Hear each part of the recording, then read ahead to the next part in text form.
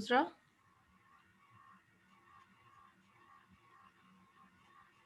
الحمدللہ کلاس میں صرف نازیہ موجود ہیں. چلیں دعا کے ساتھ سیشن کا آغاز کریں گے. نحمد و نصلی علی رسول الکریم اما بعد فاعوذ باللہ من الشیطان الرجیم بسم اللہ الرحمن الرحیم رب اشرح لی صدری ویسر لی امری واحلل عقدۃ من لسانی یفقہوا قولی. اللہم فقہنا فی الدین رب یسر ولا تعسر وتمم بالخیر. اللہم انفعنا بما علمتنا وعلمنا ما ینفعنا وزدنا علما ربنا زدنا علما آمین الہی آمین. جی نیٹ ورک کا problem I think overall ہر جگہ پہ کچھ نہ کچھ چل رہا ہے. میرا بھی آج کچھ میرے ساتھ گیم کر رہا ہے تو اللہ سبحانہ تعالیٰ حفظ و امان میں رکھیں. یہ ہماری جو ہے لائف لائن ہے ایک دوسرے کے ساتھ. تو نیٹ کا ہونا اسٹیبل ہونا ہماری کلاسز کے لیے بہت ایک وائٹل رول پلے کرتا ہے. تو اس کے لیے بھی جو ہے نا آپ دعا کرتے ہیں کلاس میں آنے سے پہلے انٹر ہونے سے پہلے یا کوئی صدقہ یا کوئی اس طرح کی چیز. یہ آپ کے کچھ ٹیکنیکل پرابلم ہے. میں تو ایک ہی فیس پہ بول رہی ہوں لیکن وہ چونکہ نیٹ سلو ہوتا ہے اور پھر جب وہ ایک دم آتا ہے تو آئی تھنک اس میں آپ کو ایسے فیل ہوتا ہے. ہاں جی چلیں آج کی جو ہے ہم دعا کرتے ہیں انشاءاللہ. بڑی ایک ہمارے لیے زبردست ریمائنڈر ہے اس دعا میں کہ جو اللہ تعالیٰ کی نعمتیں ہیں نہ صرف ہم اللہ تعالیٰ کی پناہ میں ہیں بلکہ ان نعمتوں کا بھی شکر ادا کریں ان کا درست استعمال کریں. دعا ہے حفاظت کی دعا ہے. اعوذ باللہ من الشیطان الرجیم. اعوذ باللہ میں اللہ کی پناہ مانگتی ہوں یا مانگتا ہوں. ان ارد الی ارذل العمر اس سے کہ میں حقیر عمر کی طرف لوٹائی جاؤں یا لوٹایا جاؤں. واعوذ باللہ اور میں اللہ تعالیٰ کی پناہ مانگتی ہوں من البخل والجبن بخل سے اور بزدلی سے. واعوذ باللہ اور میں اللہ تعالیٰ کی پناہ مانگتی ہوں من فتنۃ الصدر سینے کے فتنے سے وبغی الرجال اور لوگوں کی سرکشی سے. اب دیکھیں ایک ہی دعا ہے یہ لیکن 3 دفعہ ہر چیز سے پہلے 3 دفعہ اللہ تعالیٰ کی پناہ مانگی گئی ہے. اور اتنی امپورٹنٹ ہے کہ اللہ تعالیٰ سے یہ مانگنا ان ارد الی ارذل العمر. ارذل العمر کن کی ایسی ہو سکتی ہے جن کو اللہ سبحانہ تعالیٰ لمبی زندگی دیں لیکن دماغی طور پہ وہ ان کی صحت ایسی نہ ہو یا ایسا بڑھاپا آ جائے جس میں انسان مختلف قسم کی بیماریوں کا شکار ہو جائے. حقیر عمر اسی کو کہیں گے نا دوسروں کا محتاج ہو جانا اپنے آپ کو سنبھال نہ سکنا یادداشت کا چلا جانا الزائمر کا مریض ہو جانا ڈیمنشیا ہو جانا. اس طرح کی بہت ساری چیزیں جو ہے نا اس عمر میں آ جاتی ہیں. اور ضروری نہیں کہ بوڑھے لوگوں کے ساتھ یہ کام ہو ینگس کے ساتھ بھی ہو سکتا ہے مڈل ایج میں بھی ہو سکتا ہے. آپ کی جو دماغی کہتے ہیں نا دماغی توازن بگڑ جانا تو کہیں کبھی بھی کسی بھی طرح سے وہ چیز ہیپن ہو سکتی ہے. تو اس لیے ہر وقت اس بات کی جو ہے اللہ تعالیٰ سے دعا کرتے رہنا چاہیے کہ ایسی حقیر عمر کی طرف ایسی یعنی عمر سے تو ویسے مراد وہ لمبی زندگی ہی لی جائے گی لیکن اگر ہم اس کو دوسرے اسپیکٹ سے دیکھیں تو چاہے زندگی مختصر ہے تھوڑی اس کو انسان پروڈکٹیو گزارے اللہ تعالیٰ کی اطاعت کے کاموں میں گزارے اس نعمت کو فیل کرتے ہوئے اس کا فائدہ اٹھائے اس کو ضائع نہ کرے. ٹھیک ہے. اور پھر اسی طرح ایسا بڑھاپا جس میں دوسروں کی محتاجی ہو بیماری ہو یادداشت چلی جائے. اب دیکھیں کتنی اذیت کا باعث ہوتی ہے کہ یادداشت کا چلے جانا. جن کو الزائمر کی بیماری ہوتی ہے تو بہت مشکل ہو جاتی ہے بلکہ ابھی اس چیز کو اب جیسے کہتے ہیں نا اللہ سبحانہ تعالیٰ ایکسپیرینس کرا دیتے ہیں. ابھی میں اور سسٹر رانا دوسری کلاس میں تھے اور ہمیں پتہ ہے کہ ہماری کلاس جو ہے وہ 12:50 پہ یہ والی سورہ نساء کی سٹارٹ ہوتی ہے. I was so confused today کہ مجھے لگ رہا تھا کہ 1 گھنٹے کے بعد کلاس ہوگی like we have 1 hour to start next class. تو سوچیں اگر میں اور رانا باجی ایک ہی پیس پہ آ جاتے اگر وہ میری اصلاح نہ کرتی تو آپ کی تو کلاس 1 گھنٹہ مس ہو جاتی. تو الحمدللہ انہوں نے یاد کروایا لیکن یہ آپ کو ایک ایگزامپل دے رہی ہوں کہ وہ کتنی تکلیف دہ سچویشن ہوتی ہے انسان کے لیے نا کہ وہ چاہتے ہوئے بھی. پھر اسی طرح دیکھیں کہ انسان اللہ تعالیٰ کی عبادت جیسے ہم جتنا بھی تھوڑا بہت ہم قرآن یاد کرتے ہیں صورتیں یاد کرتے ہیں آیات یاد ہے نماز میں پڑھتے ہیں یا قرآن کو ویسے خوش الحانی سے پڑھ لیتے ہیں احادیث کو دیکھ لیتے ہیں. اگر ایسی عمر میں انسان چلا جائے کہ جہاں وہ محتاج ہو جائے دیکھ نہ پائے سماعت جو ہے اس کی متاثر ہو جائے اور دماغ کام کرنا چھوڑ دے تو وہ ساری عبادات کیسے ہو، تو پھر ایک یوز لیس پرسن کی طرح زندگی گزارے گا نا، جس کو پچھلا کچھ بھی یاد نہیں رہ گیا۔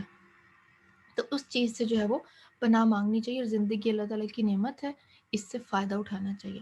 پھر دوسری چیز کیا ہے، وَأَعُوذُ بِاللَّهِ مِنَ الْبُخْلِ وَالْجُبْنِ۔ بخل ہم نے لاسٹ ویک بھی ڈسکس کیا تھا کہ جہاں جائز ضرورتوں پہ خرچ کرنا اس میں بھی انسان خرچ نہ کرے، اور بزدلی وہ چیز کہ انسان اپنے جو ہے شاعر کو، جو اپنے دینی شاعر ہیں، اسلامی شاعر ہیں، ان کو لوگوں کے سامنے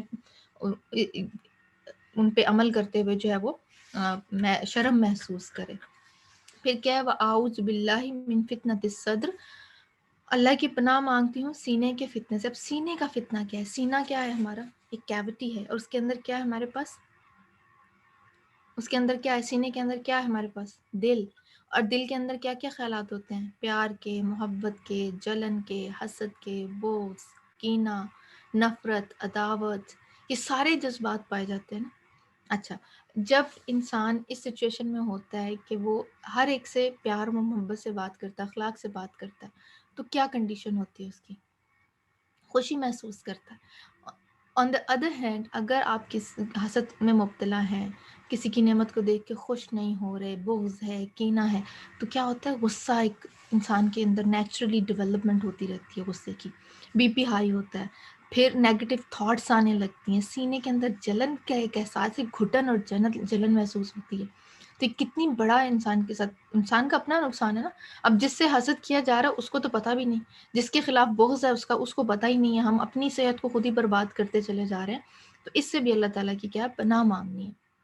اب پھر یہ ساری چیزیں کس طرف لے کے جاتی ہیں؟ کبیرہ گناہوں کی طرف لے کے جاتے ہیں انسان کو، جھوٹ بولنا، جھگڑا کرنا، پھر کیا ہے کہ غیبت کرنا، تو مردہ بھائی کا گوشت کھانے کے برابر ہے نا۔ تو جب سینے میں یہ چیزیں نہیں ہوں گی تو انسان، یہ سارے فتنے ہیں سینے کے، تو ان سے انسان بچ جائے گا۔ وہ بغیر رجال، اور لوگوں کی سرکشی سے۔ اور یہ کیا ہے لوگوں کی سرکشی؟ یعنی کہ کوئی آپ کے اوپر حاوی ہو جائے، کوئی کہنا نہ مانے، بات نہ مانے، لڑائی جھگڑا کرے، بچے ہیں تو ڈس اوبیڈینٹ ہیں، فیملی میں ہے رسپیکٹ نہیں ہے، اس طرح کی ہر چیز اس میں لوگوں کی سرکشی میں جو ہے شامل۔ آپ کسی کو کوئی بات بتا رہے ہیں، اچھی بات ہے، لیکن کوئی سن کے نہیں دے رہا، تو یہ اس چیز سے بھی کیا ہے؟ پناہ مانگی گئی ہے۔ اور اس سے کیا ہوتا ہے؟ تعلقات میں خرابی پیدا ہوتی ہے، جب آپس میں اچھے سے بات چیت نہیں ہو رہی ہوتی، لوگ سرکشی کرتے ہیں، کہنا نہیں مانتے، برا رویہ رکھتے ہیں، تو پھر کیا ہوتا ہے کہ آپس کے تعلقات خراب ہوتے ہیں۔ تو یہ ہماری آج کی دعا تھی، ایک دفعہ اس کو مانگ لیتے ہیں۔ اعوذ باللہ ان ارد الى ارذل العمر، واعوذ باللہ من البخل والجبن، واعوذ باللہ من فتنة الصدر وبغي الرجال، آمین الہی آمین۔ کچھ پوائنٹ اگر کلیئر نہیں ہے تو آپ پوچھ سکتے ہیں، ادروائز پھر ہم استاذہ کا سیشن جوائن کرتے ہیں۔ اور اس دعا کو آپ پتہ ہے نماز میں بھی پڑھ سکتے ہیں، تشہد میں بھی مانگ سکتے ہیں اس دعا کو۔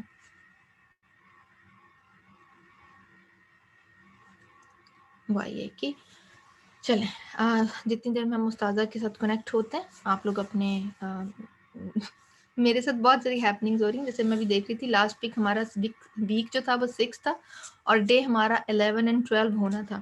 تو میں ابھی اپنے نوٹس کو دیکھ رہی تھی، تو میں نے عقل مندی کا اتنا ثبوت دیا تھا کہ میں نے ویک تو 6 لکھا ہوا لیکن ڈے 15 لکھا ہوا تھا۔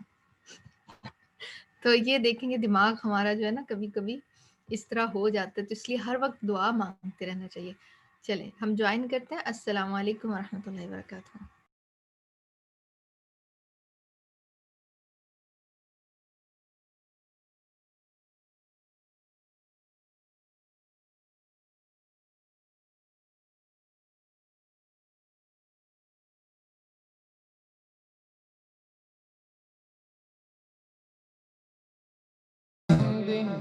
سبحان الله العظيم وبحمده، سبحان الله العظيم وبحمده، سبحان الله وبحمده، عدد خلقه ورضا نفسه وزنة عرشه ومداد كلماته. سبحان الله والحمد لله ولا إله إلا الله والله أكبر.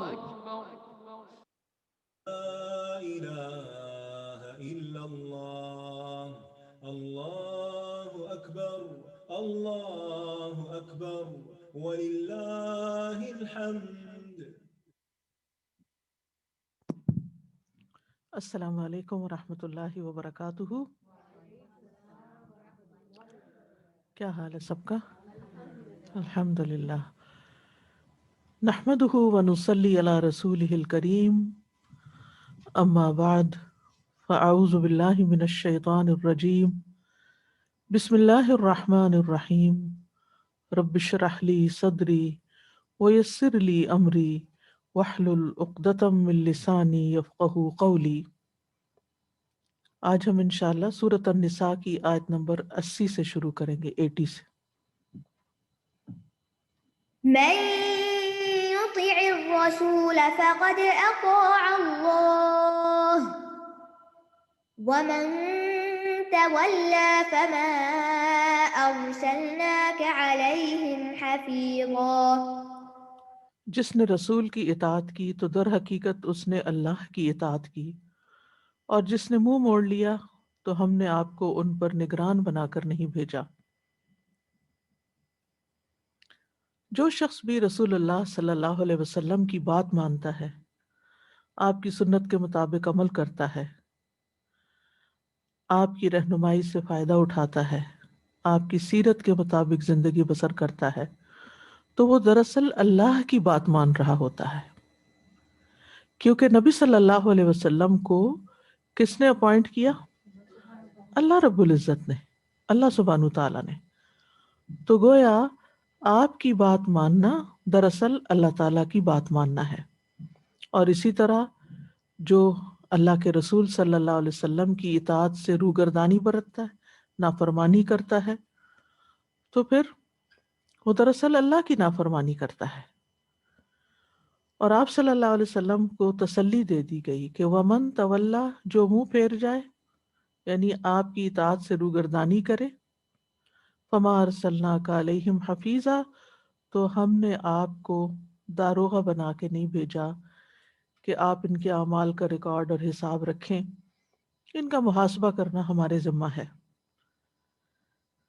تو من یطع الرسول فقد اطاع اللہ. سوال یہ پیدا ہوتا ہے کہ رسول صلی اللہ علیہ وسلم کی اطاعت لازم کیوں ہے، کیوں ضروری ہے، اور اس کو اتنی اہمیت کیوں دی گئی ہے؟ تو بات یہ ہے کہ کسی بھی بات پر عمل کرنے کے لیے جب کوئی عملی نمونہ سامنے ہوتا ہے، یعنی کسی حکم پر عمل کرنے کے لیے جب اس کا کوئی ڈیمو پیش کر دیا جاتا ہے، کوئی عملی نمونہ پیش کر دیا جاتا ہے، کوئی مثال پیش کر دی جاتی ہے، تو اس چیز کو فالو کرنا، اس کے مطابق کام کرنا آسان ہو جاتا ہے. جب کوئی پریکٹیکلی آپ کو کر کے دکھاتا ہے. ایک ہوتا ہے زبان سے بتا دینا، اس میں آدھی بات بعض اوقات سمجھ آتی، آدھی نہیں آتی، لیکن جو کوئی کر کے دکھاتا ہے تو وہ بات زیادہ سمجھ میں آتی ہے.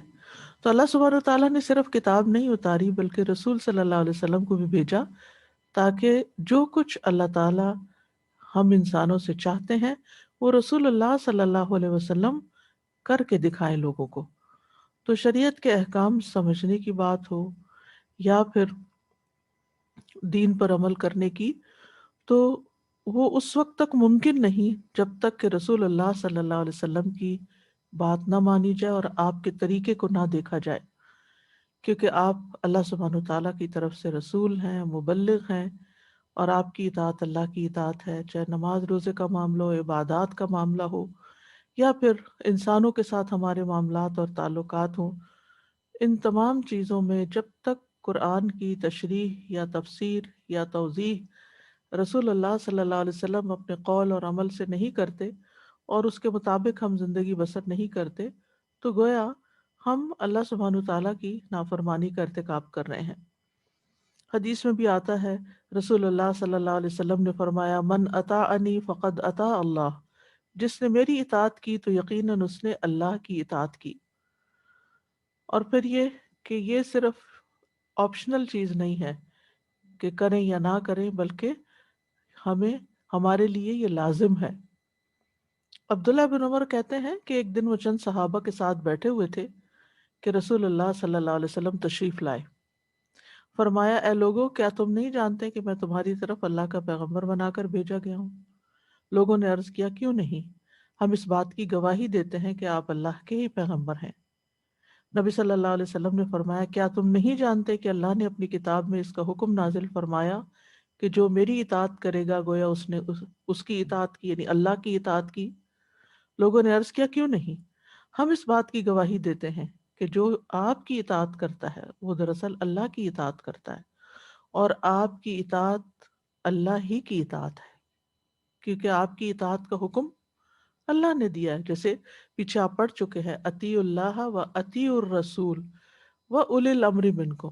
تو اطیعوا اللہ، اطیعوا الرسول، لیکن اطیعوا اولی الامر نہیں کہا گیا، و اولی الامر منکم کہا گیا۔ اور فرمایا فما ارسلناک ومن تولی فما ارسلناک علیہم حفیظا۔ تو جو منہ پھیر جائے، منہ موڑ جائے، روگردانی کرے، بات نہ سنے آپ کی سنت پر اعتراض کرے، آپ کے طریقے کے اوپر آبجیکشنز ہو اس کو، تو پھر یہ آپ کی ذمہ داری نہیں کہ آپ اس سے نپٹیں، اس سے ہم نپٹیں گے۔ فما ارسلناک علیہم حفیظا۔ حفیظ کا لفظ جو ہے یہ حافظ سے زیادہ ابلغ ہے، بلیغ ہے۔ تو مطلب کیا ہے؟ یعنی آپ کو اس لیے نہیں بھیجا گیا کہ آپ ان کے اعمال کی نگرانی کریں، یا آپ ان کو کفر سے آپ ان کی کفر سے حفاظت کریں، یا یہ کہ آپ ان کے اعمال کو لکھیں یا ریکارڈ کریں۔ ان علیکم لحافظین کرامن کاتبین، وہ حافظین، وہ حفیظ کو حافظ کون ہے؟ وہ کرامن کاتبین ہیں، آپ نہیں ہیں۔ لست علیہم بمسیطر، آپ ان کے اوپر مسلط کیے ہوئے نہیں ہیں، کیونکہ آپ کا کام پیغام پہنچا دینا ہے۔ ادیت الامانۃ وبلغت الرسالہ، آپ نے امانت ادا کر دی، رسالت کا حق ادا کر دیا، آپ کا کام پورا ہو گیا۔ اور دراصل آپ کو تسلی دی گئی ہے کہ اگر اس کے بعد بھی اللہ کا حکم سن کر بھی لوگ آپ کی بات نہیں مانتے تو اس کی ذمہ داری آپ پر نہیں ہے، آپ بے فکر رہیں، آپ اپنا کام کرتے جائیں اور آپ کی ذمہ داری پوری ہو جائے گی۔ اور اسی طرح بعد میں بھی آپ دیکھیں کہ جو بھی کوئی شخص دین کی بات پہنچاتا ہے تو اس کی ذمہ داری صرف اتنی کہ وہ بات پہنچا دے۔ مبلغ کا کام کیا ہے؟ داعی کا کام کیا ہے؟ پیغام پہنچا دے۔ اس کا یہ کام نہیں کہ وہ لوگوں کے سر پہ لاٹھی لے کے کھڑا ہو جائے کہ اگر تم نے نہ میری بات مانی تو میں تمہاری شامت لاؤں گا۔ نہیں، اس کا کام صرف پہنچانا ہوتا ہے، باقی اس کا اور رب کا معاملہ ہے، رب اس سے حساب لینے کے لیے کافی ہے۔ نیکسٹ۔ ويقولون طاعة فإذا برزوا من عندك بيت طائفة منهم غير الذي تقول والله يكتب ما يبيتون فأعرض عنهم وتوكل على الله وَكَفَى بِاللَّهِ وَكِيلًا۔ اور وہ کہتے ہیں اطاعت کریں گے، پھر جب وہ آپ کے پاس سے نکلتے ہیں تو ان میں سے ایک گروہ رات کو اس کے برخلاف مشورہ کرتا ہے جو آپ کہتے ہیں، اور اللہ لکھ رہا ہے جو وہ راتوں کو مشورہ کرتے ہیں، بس ان سے اعراض کریں اور اللہ پر بھروسہ کریں، اور اللہ کافی ہے کارساز۔ وَيَقُولُونَ طَاعَةٌ، اور وہ کہتے ہیں کہ اطاعت کریں گے۔ کون کہتے ہیں؟ منافقین۔ یہاں منافقین کی ایک مذموم صفت بیان ہوئی ہے، اعراض کرنے۔ ومن تولا کی بات آئی نا پچھلی آیت میں کہ جو منہ موڑ جائے، آپ کی بات نہ مانے، تو یہ وہی اعراض کرنے والے ہیں کہ جب آپ کی مجلس میں ہوتے ہیں تو یہ اطاعت کا اظہار کرتے ہیں۔ یہ پیچھے کہا نا کہ جو اللہ رسول کی اطاعت کرے گا وہ اللہ کی اطاعت کرے گا، تو آپ کے سامنے کیا کہتے ہیں کہ ہم آپ کی اطاعت کریں گے، ہم تو آپ کے غلام ہیں، آپ کی بات مانیں گے اور سر ہلائیں گے اور پوری وفاداری کا زبانی کلامی اظہار کریں گے۔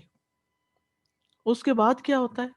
فَإِذَا بَرَزُوا مِنْ عِنْدِكَ، جب آپ کے پاس سے نکل کے کہیں اور جاتے ہیں، بَيَّتَ طَائِفَةٌ مِّنْهُمْ غَيْرَ الَّذِي تَقُولُ، تو رات گزارتا ہے ایک گروہ ان میں سے سوائے اس بات کے جو آپ کہتے ہیں، اس کے علاوہ کچھ اور باتیں کر رہا ہوتا ہے، کچھ اور سوچ رہا ہوتا ہے۔ یعنی آپ کے پاس سے نکل کر کہیں اور جا کے چھپ کے رات کے وقت باتیں کرتے ہیں. بیتہ کا لفظ جو ہے یہ بیت سے ہے. بیت کہتے ہیں گھر کو، اور مبیت بھی کہتے ہیں. تو چونکہ عموماً رات کو انسان گھر میں ہوتا ہے، باتا کا لفظ سے معنی ہوتا ہے رات گزارنا، تو انسان بیت میں باتا یعنی رات گزارتا ہے. اور رات کے وقت چونکہ انسان ذرا فارغ ہوتا ہے دن کے کام کاج سے، تو انسان اپنے معاملات پر بھی غور و فکر کرتا ہے، اور گہرے غور و فکر کے لیے پھر بیتہ کا لفظ آ گیا. لیکن پھر اس میں سازشی ٹولے کی سازشوں کا بھی ذکر ہے. یعنی راتوں کو سازشیں کرنے والے یہ منافق آپ کے سامنے اطاعت کا یقین دلاتے ہیں، لیکن رات کو اس کے برعکس مشورے کرتے ہیں جو دن کو وہ آپ کے سامنے کہہ رہے تھے. یعنی جو کہہ رہے تھے اس کے خلاف بات کرتے ہیں جا کر، کہ یہ دیکھیں یہ انہوں نے ہم سے کیا کہا، اور یہ کوئی ماننے کی بات ہے، اور ہم اس پر، یہ تو آج کے دور میں تو اس پہ چلنا ہی بڑا مشکل ہے، وغیرہ وغیرہ. اور پھر یہ ہے کہ بیت طائفۃ منہم، یہ سارے نہیں، ان میں سے ایک گروہ، یعنی جو ان کے سردار ہیں، لیڈر ہیں، کیونکہ باقیوں کو تو وہی چلاتے ہیں، عام لوگ تو ان کے پیچھے چلنے والے ہیں. طائفۃ منہم ہے غیر الذی تقول. تو پھر اللہ سبحانہ وتعالیٰ کیا فرماتے ہیں؟ واللہ یکتب ما یبیتون، اللہ تعالیٰ لکھ رہا ہے جو وہ راتوں کو کرتے ہیں. یعنی اللہ تعالیٰ انہیں جانتا ہے اور ان کی تمام باتوں کو لکھوا رہا ہے. لیکن یہاں اللہ لکھ رہا ہے اس بات میں شدت پیدا کرنے کے لیے، ورنہ اللہ کے حکم سے لکھا جاتا ہے. لکھتے فرشتے ہی ہیں جو کرامن کاتبین ہیں، لیکن اللہ سبحانہ تعالیٰ کی طرف نسبت کیوں کی گئی؟ کیونکہ اللہ کے حکم سے لکھتے ہیں فرشتے، اللہ نے ان کو مقرر کیا ہے. اور جیسے کہا جاتا ہے نا، بادشاہ نے ایک بہت بڑا محل بنایا، تو بادشاہ نے تو تعمیر نہیں کی ہوتی، اس نے تو اینٹیں نہیں اٹھائی ہوتی، ہاں؟ لیکن بادشاہ کی طرف نسبت کیوں کی جاتی ہے؟ کیونکہ بادشاہ کے حکم سے، بادشاہ کے حکم سے محل بنایا جاتا ہے، اس لیے اس محل کی نسبت پھر بادشاہ کی طرف کر دی جاتی ہے.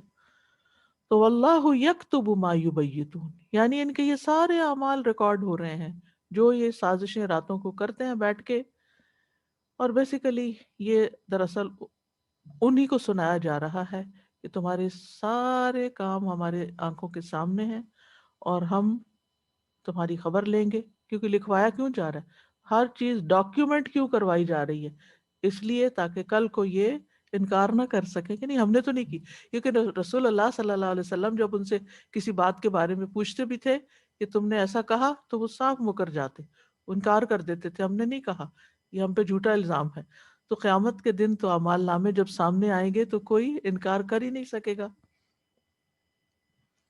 تو یہ اللہ سبحانہ تعالیٰ کی طرف سے ان کے لیے ایک سرزنش ہے، ڈانٹ ہے ان کو، کہ جو تم راتوں کو چھپ کے رسول اللہ صلی اللہ علیہ وسلم کی مخالفت اور نافرمانی کے منصوبے بناتے ہو، اللہ تعالیٰ ان سب سے آگاہ ہے اور وہ ان کی ضرور سزا دے گا. تو اس سے یہ پتہ چلتا ہے کہ خواہ کوئی انسان زبانی کلامی ظاہری طور پر کسی کے ساتھ کسی چیز کا وعدہ کر بھی لے، لیکن اگر اس کو پورا نہیں کرتا تو وہ جو کہا ہوا ہے نا، وہ بھی الٹا اس کے خلاف حجت بنتا ہے، وہ بھی اس کے خلاف جاتی ہے وہ بات. تو انسان سوچ سمجھ کے کسی کے ساتھ بھی کمٹمنٹ کرے کہ میں یہ کام کروں گا تو پھر وہ کرے. کیونکہ اگر اس نے زبان سے کہا میں کروں گا اور پھر اس کے بعد نہیں کیا، تو پھر وہ وعدہ خلافی لکھی جائے گی، اور وہ وعدہ خلافی جو ہے منافقوں کی صفت ہے. فَأَعْرِضْ عَنْهُمْ، اب نبی صلی اللہ علیہ وسلم کو تسلی دی جا رہی ہے کہ آپ ان کی فکر چھوڑ دیں، ان سے اعراض برتیں، اپنے آپ کو ان کے پیچھے نہ گلائیں، ان کے امور میں اپنے آپ کو مشغول نہ کریں، بلکہ ان کو اگنور کریں، ان سے درگزر کریں، ان کی پکڑ بھی نہ کریں، لوگوں کے سامنے ان کے راز فاش نہ کریں، اور ان سے ڈریں بھی نہیں. اعرض عنہم، ان سے لا تعلقی اختیار کریں، گویا as if they don't exist, جیسے ہے ہی نہیں کہیں. اور پھر ان کی چالوں کا کیا ہوگا، پھر ان کی سازشوں کا کیا ہوگا؟ فتوکل علی اللہ، اللہ پہ بھروسہ کریں۔ توکل کیا ہوتا ہے؟ کسی نفع کے حصول کے لیے یا کسی نقصان کو دور کرنے کے لیے، یعنی جس چیز کا انسان کے دل کے اندر ڈر ہوتا ہے کہ ہے یہ سازشی ٹولہ مجھے کہیں نقصان نہ دے، تو ان معاملات کو پورے یقین اور اعتماد کے ساتھ اللہ کے سپرد کر دینا۔ اللہ ان کو سنبھالے گا، میں نہیں ان سے نبٹ سکتا، اللہ ان کی خبر لے گا۔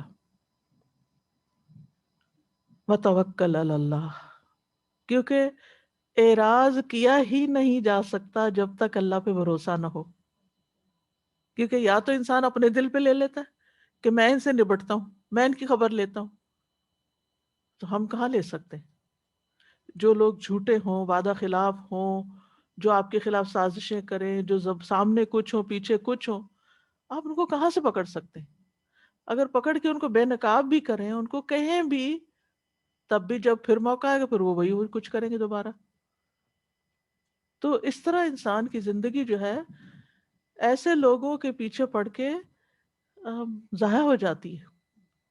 یہ اپنے آپ کو ضائع کرنا ہے، لہٰذا فَأَعْرِضْ عَنْهُمْ، اور معاملہ اللہ کے سپرد کر دیں، اللہ کو اپنا وکیل بنا لیں۔ وَكَفَى بِاللَّهِ وَكِيلًا، اور اللہ ہی کافی ہے کارساز۔ وکیل کا مطلب ہوتا ہے جو کافی ہو، حامی و ناصر ہو، مددگار ہو، نگران ہو، اس کی نگرانی کافی ہے۔ حقیقت یہ ہے کہ انسان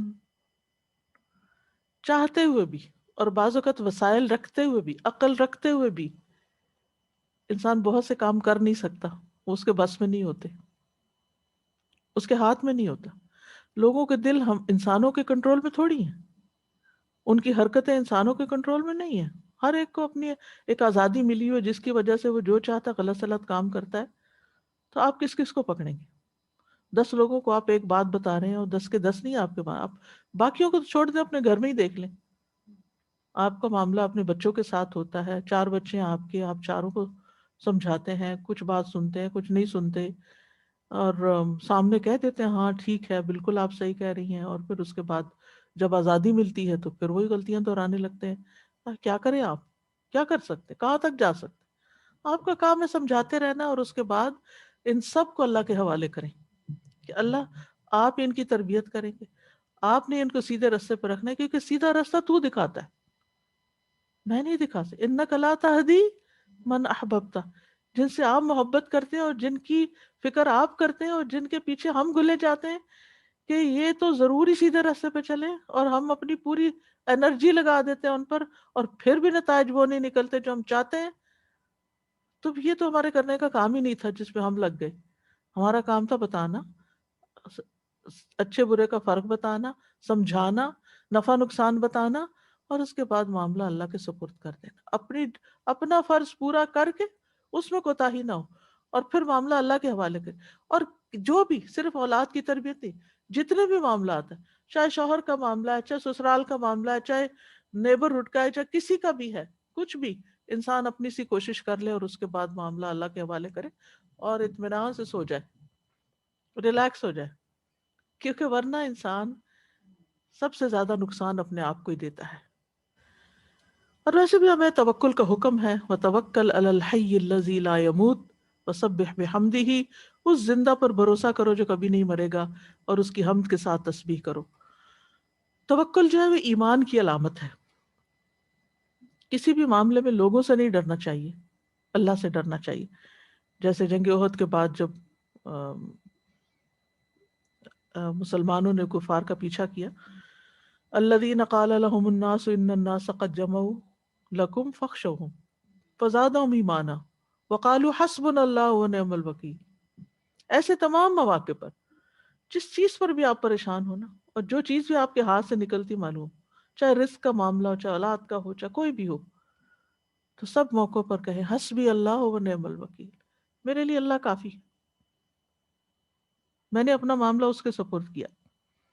تو ہر طرح کا نقصان، ہر طرح کا خوف، ہر طرح کی پریشانی، ہر جگہ وَعَلَى اللَّهِ فَلْيَتَوَكَّلِ الْمُؤْمِنُونَ، اسی طرح لوگوں کی اذیتوں کے مقابلے میں نبی صلی اللہ علیہ وسلم کو فرمایا گیا وَلَا تُطِعِ الْكَافِرِينَ وَالْمُنَافِقِينَ وَدَعْ أَذَاهُمْ وَكَفَى بِاللَّهِ وَكِيلًا، سورۃ الاحزاب میں آتا ہے. اور کافروں اور منافقوں کا کہنا نہ مانو. اب جب ان کا کہنا نہیں مانیں گے تو ناراض ہوں گے، وہ مخالف ہو جائیں گے. بعض اوقات ایسا ہوتا ہے نا کہ کسی انسان کی غلط بات آپ نہیں مان سکتے، پھر آپ کو ڈر بھی لگتا ہے کہ اب یہ تو چھوڑیں گے نہیں مجھے. اور ان کی اظہار آسانی کی پرواہ نہ کرو، کیونکہ وہ باتیں بناتے ہیں، بنانے دو. اور اللہ پہ بھروسہ کرو، اور وکیل کی حیثیت سے اللہ کافی ہے. پھر اسی طرح لوگوں کی روگردانی، لوگ منہ موڑ جاتے ہیں، چھوٹی چھوٹی باتوں پہ ناراض ہو جاتے ہیں، آپ کو چھوڑ جاتے ہیں، تو اس وقت انسان کو پریشانی ہوتی ہے. کتنے ہی لوگ ایسے ہیں دنیا میں کہ جو اس بات پہ گھلے جا رہے ہیں کہ لوگوں نے ان کو ابینڈن کر دیا، یا لوگ کچھ بچے ہیں جو ماں باپ کے رویوں سے پریشان ہوئے اور زندگی میں نفسیاتی مریض بن گئے، ذہنی مریض بن گئے. کچھ شوہر کی طرف سے، کوئی کسی دوست کی طرف سے، کوئی کسی پیارے کی طرف سے کہ اس نے مجھے چھوڑ دیا. تو ایسے تمام لوگ جتنے بھی منہ موڑ جائیں، چھوڑ جائیں، بے وفائی کریں، بے رخی کریں، فَإِن تَوَلَّوْا فَقُلْ حَسْبِيَ اللَّهُ لَا إِلَٰهَ إِلَّا هُوَ عَلَيْهِ تَوَكَّلْتُ وَهُوَ رَبُّ الْعَرْشِ الْعَظِيمِ. صبح شام بھی 7 دفعہ یہ دعا پڑھنی چاہیے، اور سارے دن کے لیے اور رات کے لیے اور سارے معاملات کے لیے اللہ کافی ہو جاتا ہے. اسی طرح بڑی سے بڑی کوئی آزمائش ہو، کوئی تکلیف ہو. حضرت ابراہیم علیہ السلام کو جب آگ میں پھینکا گیا تو انہوں نے کیا کہا؟ جبریل آئے کہ میں کیا مدد کر سکتا ہوں، تو انہوں نے کہا حسبنا اللہ و نعم الوکیل. اور اسی طرح یہ جو بیماری پھیلی ہوئی ہے، پینڈیمک، اس میں بھی انسان بار بار خوف کا شکار ہوتا ہے. جب کوئی خبر سنتا ہے، جب کوئی بات سامنے آتی ہے، پتہ نہیں کیا ہو جائے. قُل لَن يُصِيبَنَا إِلَّا مَا كَتَبَ اللَّهُ لَنَا هُوَ مَوْلَانَا وَعَلَى اللَّهِ فَلْيَتَوَكَّلِ الْمُؤْمِنُونَ. توکل کیے بغیر کوئی کام نہیں کر سکتے ہم. کتنا خوف کا شکار ہوں گے اور کتنا بیٹھے رہیں گے. یعنی انسان بچ سکتا ہی نہیں جب تک اللہ نہ بچائے. تو معاملہ اللہ کے سپرد کر دینا چاہیے. اور جب انسان اللہ کے سپرد معاملہ کرتا ہے تو اللہ تعالیٰ ایسے لوگوں سے محبت کرتا ہے. ان اللہ یحب المتوکلین، اور وہ ان کے لیے کافی ہو جاتا ہے. وَمَن يَتَوَكَّلْ عَلَى اللَّهِ فَهُوَ حَسْبُهُ، جو اللہ پہ بھروسہ کرے اللہ اس کے لیے کافی ہے. اور اللہ توکل کرنے والوں کو لوگوں کی چالوں سے بچا لیتا ہے. اور جس طرح وہ فرعون کے دربار میں ایک اس کی قوم کا شخص مسلمان ہو گیا تھا نا، تو اس نے خوب بڑی مجلس میں تقریر کی، اور اس کے بعد کہا وَأُفَوِّضُ أَمْرِي إِلَى اللَّهِ إِنَّ اللَّهَ بَصِيرٌ بِالْعِبَادِ. اور اسی طرح یعقوب علیہ السلام نے بھی اپنا معاملہ اللہ کے سپرد کیا. جو توکل کرتے ہیں نا، شیطان کا ان پہ زور نہیں چلتا. إِنَّهُ لَيْسَ لَهُ سُلْطَانٌ عَلَى الَّذِينَ آمَنُوا وَعَلَى رَبِّهِمْ يَتَوَكَّلُونَ. کیونکہ شیطان کا کام ہوتا ہے انسان کو پریشان رکھنا، غمگین رکھنا. تو جب انسان کہتا ہے، جب غم آنے لگتا ہے تو کہتا ہے میں نے اللہ کے حوالے کر دی، بس میں اپنی نفس پہ نہیں لے سکتی. اور پھر صرف دنیا کے فائدے نہیں ہے توکل میں، بلکہ آخرت میں بھی بہت بڑا اجر ہے. تو نبی صلی اللہ علیہ وسلم کو بڑی بڑی مشکلات کے مقابلے کے لیے توکل کا اختیار دے دیا گیا کہ آپ اللہ کے سپرد کریں معاملات، اللہ آپ کو کافی ہوگا. وَلَأَجْرُ الْآخِرَةِ أَكْبَرُ لَوْ كَانُوا يَعْلَمُونَ الَّذِينَ صَبَرُوا وَعَلَىٰ رَبِّهِمْ يَتَوَكَّلُونَ. Next. أفلا يتدبرون القرآن ولو كان من عند غير الله لوجدوا فيه اختلافا كثيرا. کیا بھلا وہ قرآن میں تدبر نہیں کرتے؟ اور اگر یہ اللہ کے سوا کسی اور کی طرف سے ہوتا تو ضرور وہ اس میں بہت زیادہ اختلاف پاتے.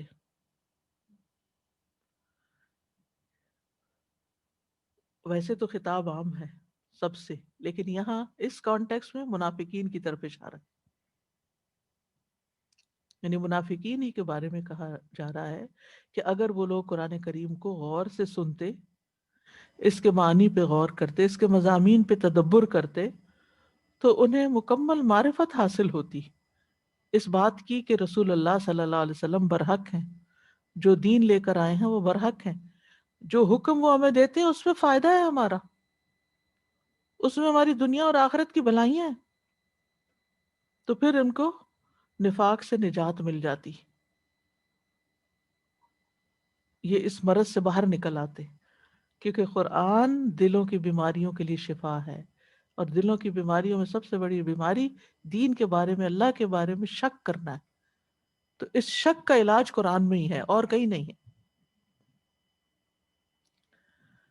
تو افلا یتدبرون القرآن، یہ جو حمزہ ہے نا افلا، یہ بل کے معنوں میں بھی استعمال ہوتا ہے اور ڈانٹ کے لیے بھی ہے. یعنی یہ استفہام جو ہے، افلا کیا تم ایسا نہیں کرو گے، کیوں نہیں کرتے تم.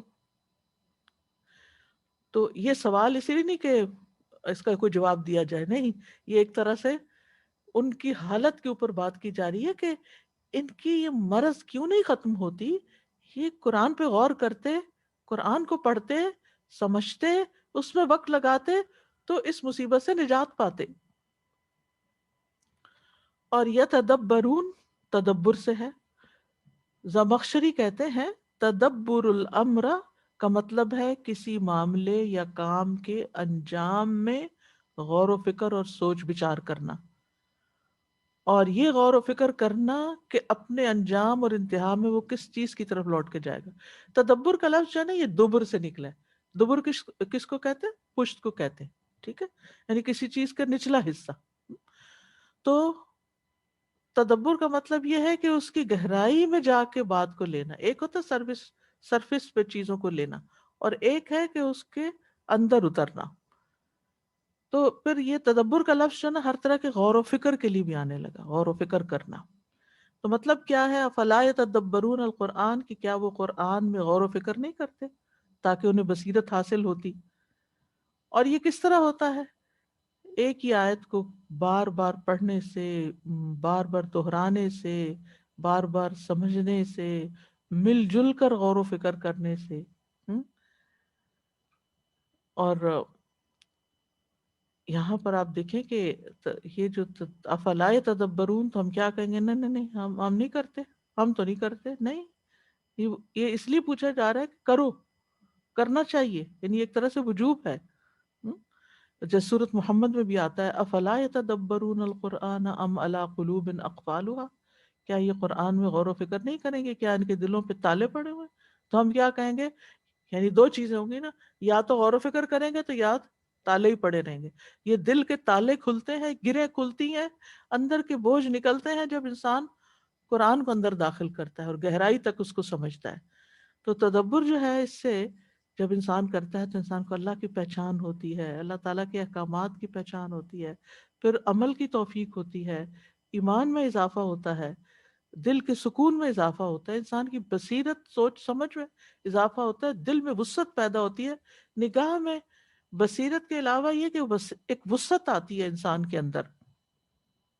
اور ویسے بھی اگر دیکھا جائے تو قرآن مجید کے نزول کا ایک مقصد جو سورۃ صاد میں ہمیں بتایا گیا وہ کیا ہے؟ کتاب انزلناہ الیک مبارک لیدبروا آیاتہ ولیتذکر اولو الالباب. یہ ایک کتاب ہے جسے ہم نے تمہاری طرف نازل کیا، بہت بابرکت ہے تاکہ وہ اس کی آیات میں غور و فکر کریں. یہ آیا اس لیے. اب ہم سب کو سوچنا چاہیے کہ کیا ہم اس پر عمل کر رہے ہیں، ہم اس کے لیے وقت نکال رہے ہیں. ابن قیم کہتے ہیں کہ جہاں تک قرآن میں غور و فکر کرنا ہے تو اس سے مراد ہے دل کی نگاہوں کو اس کے معنوں میں گاڑ دینا. دل کی نگاہوں، پھر اوپر اوپر سے کانوں سے نہیں سننا، اور اس کے تدبر اور سمجھنے میں اپنی تمام فکر کو یکجا کر لینا. قرآن کو نازل کرنے کا یہی مقصد ہے. فہم اور تدبر کے بغیر محض تلاوت کرنا مقصد نہیں ہے. یہ ابن القیم مدارج السالکین میں کہتے ہیں، یعنی سمجھے بغیر صرف تلاوت ہی کرتے جانا یہ مقصد نہیں ہے کتاب اتارنے کا. یعنی اللہ تعالیٰ نے یہ نہیں فرمایا کہ ہم نے کتاب اتاری تاکہ تم بیٹھ کے اس کی تلاوت کرتے رہو، اس لیے اتاری تاکہ غور و فکر کرو. لیکن آج آپ دیکھیں کہ مسلمانوں کی اکثریت تو قرآن کے ساتھ ان کا تعلق نہیں. اس کے بعد جو بڑی اکثریت ہے اس کا کیا تعلق ہے قرآن کے ساتھ؟ تلاوت، حفظ، صرف الفاظ کو رٹ لینا، اور اس کے بعد اس سے اگلے درجے پر نہیں جاتے، یعنی اس کے معنی کو نہیں جانتے. اور پھر اگر معنی جان لیتے تو اس کے اندر غور و فکر نہیں کرتے، جبکہ یہ کتاب آئی اس لیے. تو اگر ہم اس کا مقصد ہی پورا نہیں کر رہے اور اسی پر راضی ہیں اور خوش ہیں، تو یہ ہمارے لیے کافی نہیں ہے. اس کے لیے ہمیں ایفرٹ لگانی چاہیے، محنت کرنی چاہیے، تبھی ہم قرآن سے صحیح معنوں میں فائدہ اٹھا سکیں گے. ورنہ ہم نے قرآن سے فائدہ نہ اٹھایا. اور یاد رکھیے صرف ایک دفعہ پڑھ لینے سے ایک کام نہیں آتا. یعنی ایک کورس کر لیا ہم نے، یا ایک دفعہ ترجمہ پڑھ لیا، یا ایک دفعہ کو فہم القرآن درس سن لیا رمضان میں تو سمجھا کہ ہم کو پتہ چل گیا قرآن میں کیا ہے، اتنا کافی نہیں ہے. یعنی اس ظاہر سے اندر کی طرف بھی جانا ہے. جی. اور پھر آپ دیکھیے کہ جب کورس کی بات آپ کریں نا، کورس کا بس فائدہ یہ ہوتا ہے کہ انسان کی پھر کمٹمنٹ ہو جاتی ہے، پکڑ ہو جاتی ہے، اور اس کے ساتھ انسان کو جب کوئی اسائنمنٹس کرنی پڑتی ہے تو پھر انسان کو ہوش آتی. جب صرف سنتا رہتا ہاں ہاں ہاں سمجھ آ گئی، لیکن جب اس کو ریپروڈیوس کرنا پڑتا ہے تو پھر انسان کہتا ہے کیا کہا تھا، کیا پڑھا تھا، کیا سمجھا تھا، آیت کیا کہہ رہی ہے. تو پھر انسان کے وہ دل کی آنکھیں کھلتی ہیں. اور پھر یہ ہے کہ اس کے عجائبات میں بھی غور کرنا چاہیے. یعنی تدبر کا ایک حصہ یہ بھی ہے کہ قرآن میں کون سا لفظ کہاں آیا ہے، کتنی دفعہ آیا ہے، پہلے کیا آیا ہے، بعد میں کیا آیا ہے، اس کا وزن کیا ہے، اس کے یعنی بلاغت کے اعتبار سے بھی، گرامر کے اعتبار سے، اعراب کے اعتبار سے. اور اس کے لیے دوران تلاوت بار بار رکنا، آگے پیچھے پڑھنا، غور کرنا. جیسے ایک مرتبہ رات کے وقت رسول اللہ صلی اللہ علیہ وسلم نے نماز شروع کی، صبح تک ایک ہی آیت پڑھتے رہے، اور وہ آتا رکوع سجود میں بھی پڑھتے رہے. یہ مسند احمد کی ہے. لیلتن صلی رسول اللہ صلی اللہ علیہ وسلم لیلتن فقرأ بآیت حتی اصبح یرکع بہا ویسجد بہا وَإِن تُعَذِّبْهُمْ إِن تُعَذِّبْهُمْ فَإِنَّهُمْ عِبَادُكَ وَإِن تَغْفِرْ لَهُمْ فَإِنَّكَ أَنْتَ الْعَزِيزُ الْحَكِيمُ. سورۃ المائدہ کی آیت ہے. محمد بن کعب قرظی کہتے ہیں کہ میں اپنی رات میں صبح تک صرف اذا زلزلت الارض اور القاریہ ہی پڑھتا رہوں، اس سے زیادہ نہ کروں. ان دونوں کو بار بار لوٹاتا رہوں، غور کرتا رہوں، تو یہ مجھے زیادہ عزیز ہے کہ میں تیز تیز پڑھ کے رات میں پورا قرآن ختم کر دوں. اور تدبر کا مقصد کیا ہے؟ یعنی پھر تدبر بھی منزل نہیں ہے. تدبر کا مقصد ہے کہ ہم اپنے عمل کے لیے اس میں سے نکات نکالیں اور اپنے عمل میں تبدیلی لائیں.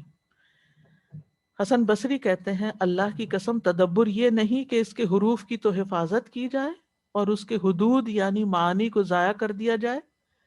یہاں تک کہ ان میں سے ایک کہتا ہے کہ میں نے سارا قرآن پڑھ لیا، حالانکہ قرآن کا کوئی اثر نہ اس کے اخلاق میں دکھائی دیتا ہے نہ عمل میں. تو اصل تو مقصد کتاب آئی اس لیے کہ ہدایت ہو.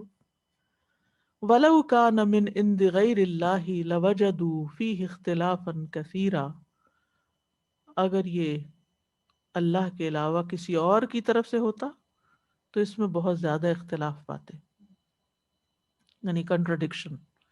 آیتوں کے کچھ آیتوں کو ٹکرا رہی ہوتی. ابن عباس، قتادہ اور ابن زید سے مروی ہے کہ اس اختلاف میں الفاظ کی قرات کا اختلاف، مثالوں کے بیان کرنے میں الفاظ کا اختلاف، صورتوں اور آیات کا تعین یا مکی مدنی ہونے کا اختلاف داخل نہیں. ٹھیک ہے. یعنی سبع قرات جو آپ نے سنا ہوگا کہ مختلف طریقے سے جو قرآن پڑھتے ہیں وہ سب سند سے نبی صلی اللہ علیہ وسلم سے ثابت ہے. وہ لوگ کسی اور نے ایجاد نہیں کیا اپنی طرف سے. اور وہ چونکہ 7 لہجوں پہ قرآن اترا ہے تو اس لیے وہ اختلاف میں نہیں آتا.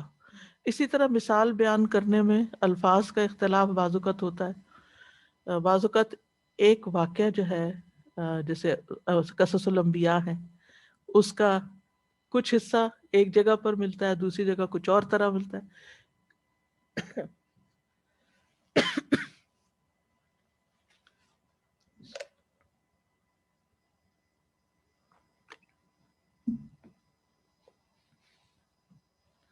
تو اس صورت میں یہ اختلاف نہیں ہے. اسی طرح بعض صورتوں کے بارے میں آتا ہے مکی ہے اور بعض کہتے ہیں نہیں یہ مدنی ہے، تو کہیں کہیں اس طرح کا اختلاف بھی آ جاتا ہے، بہت کم ہے، لیکن وہ مراد نہیں ہے. اس سے مراد کلام کا کلام سے متضاد ہونا ہے.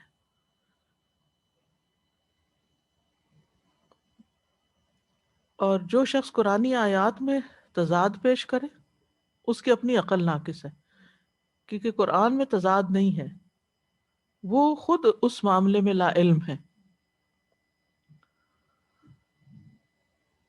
تو کہا یہ جا رہا ہے کہ یہ بات اس لیے کی گئی کہ یہ کتاب اللہ ہی کی طرف سے ہے. دراصل یہ نہ سوچو کہ یہ کسی اور کی طرف سے، کیونکہ اللہ کی طرف سے نہ ہوتی تو 23 سال میں نازل ہوا نا قرآن. تو آپ دیکھیں کہ 23 سال میں انسان، اگر کسی انسان کی طرف سے ہو کوئی بات تو کتنا فرق آ جاتا ہے. مجھے یاد ہے کہ 26 سال پہلے میں نے پڑھانا شروع کیا تھا، تو میں کبھی کبھی ایسے سوچتی ہوں کہ وہ جو پہلی دفعہ پڑھایا تھا اور پھر دوسری دفعہ پڑھایا تھا، اس وقت تو میری سپیڈ کتنی تیز تھی اور میں نے کیا کیا باتیں کر دیں. اور پھر آہستہ آہستہ اپنے اوپر چیک رکھنا شروع کیا کہ سوچ سمجھ کے بات کرنی ہے، اور کرتے کرتے کرتے یعنی ایک جی اسٹائل میں چینج آ جاتا ہے، الفاظ میں چینج آ جاتا ہے، مثالوں میں چینج آ جاتا ہے، آڈینس کے مطابق، حالات کے مطابق کتنی ساری تبدیلیاں آ جاتی. لیکن قرآن مجید میں یعنی کہ اول سے آخر تک بلاغت میں کوئی فرق نہیں، اور کہیں کسی قسم کی لغت کی کوئی غلطی نہیں. ہم تو جملوں میں مذکر سے مؤنث اور کہاں کہاں سے گرامر کی کیسی کیسی غلطیاں کر دیتے ہیں. نیکسٹ. وَإِذَا جَاءَهُمْ أَمْرٌ مِّنَ الْأَمْنِ أَوِ الْخَوْفِ أَذَاعُوا بِهِ وَلَوْ رَدُّوهُ إِلَى الرَّسُولِ وَإِلَى أُولِي الْأَمْرِ مِنْهُمْ لَعَلِمَهُ الَّذِينَ يَسْتَنبِطُونَهُ مِنْهُمْ وَلَوْلَا فَضْلُ اللَّهِ عَلَيْكُمْ وَرَحْمَتُهُ لَاتَّبَعْتُمُ الشَّيْطَانَ إِلَّا قَلِيلًا. اور جب ان کے پاس امن یا خوف میں سے کوئی معاملہ آتا ہے تو وہ اسے لوگوں میں پھیلا دیتے ہیں، اور اگر وہ اسے رسول اور اپنے سے صاحب اختیار کی طرف لوٹاتے اور اپنے میں سے صاحب اختیار کی طرف لوٹاتے تو جو ان میں سے اس کا نتیجہ نکال لاتے ہیں وہ ضرور اس کی حقیقت جان لیتے. اور اگر تم پر اللہ کا فضل اور اس کی رحمت نہ ہوتی تو سوائے چند ایک کے تم سب ضرور شیطان کی پیروی کرتے.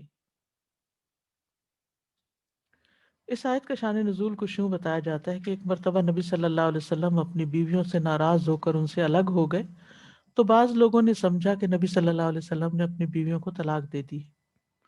تو حضرت عمر نے عرض کی، اے اللہ کے رسول، کیا آپ نے ان کو طلاق دی ہے؟ آپ نے فرمایا نہیں. میں نے عرض کیا، اللہ کے رسول، میں مسجد میں داخل ہوا تو لوگ کنکریاں زمین پر مار رہے تھے اور کہہ رہے تھے اللہ کے رسول صلی اللہ علیہ وسلم نے اپنی بیویوں کو طلاق دے دی ہے، کیا میں اتر کر انہیں بتا دوں؟ کیونکہ آپ صلی اللہ علیہ وسلم اوپر والے حصے میں تھے کہ آپ نے بیویوں کو طلاق نہیں دی. آپ نے فرمایا ہاں اگر تم چاہو. چنانچہ میں مسجد کے دروازے پر کھڑا ہوا اور بلند آواز سے پکار کر کہا رسول اللہ صلی اللہ علیہ وسلم نے اپنی بیویوں کو طلاق نہیں دی. پھر یہ آیت نازل ہوئی وَإِذَا جَاءَهُمْ أَمْرٌ مِّنَ الْأَمْنِ أَوِ الْخَوْفِ أَذَاعُوا بِهِ. جب ان کے پاس امن یا خوف کی کوئی خبر آتی ہے تو اس کو مشہور کر دیتے ہیں. آج بھی آپ دیکھیں کہ لوگوں کی یہ نفسیات نہیں بدلی. کسی مجلس میں بیٹھ جائیں، کسی کھانے پہ چلے جائیں، کسی شادی میں چلے جائیں، کسی ملاقات پہ چلے جائیں، تو تبادلہ خیال کس چیز پر ہوتا ہے زیادہ تر؟ تو پتہ فلاں نے کیا کہا، ٹرمپ نے کیا کہا، اس نے کیا کہا، اس نے کیا کیا. یعنی سیاست پر باتیں، اور سیاست میں عموماً جو اس کا سورس ہوتا ہے وہ خبریں ہی ہوتی ہیں، یا اخباروں میں پڑھی ہوئی ہوتی ہیں، یا ٹی وی پہ آ رہی ہوتی ہیں، یا اب تو سوشل میڈیا کی وجہ سے اور بھی معاملہ تیز ہو گیا.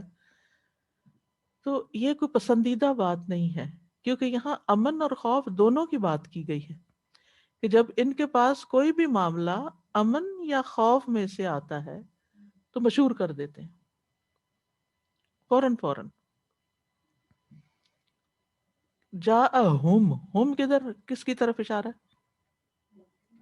جی منافقین کی طرف، انہی کی بات چل رہی ہے ساری. یعنی ان کا ایک کام کیا ہے؟ بلا تحقیق باتیں پھیلانا.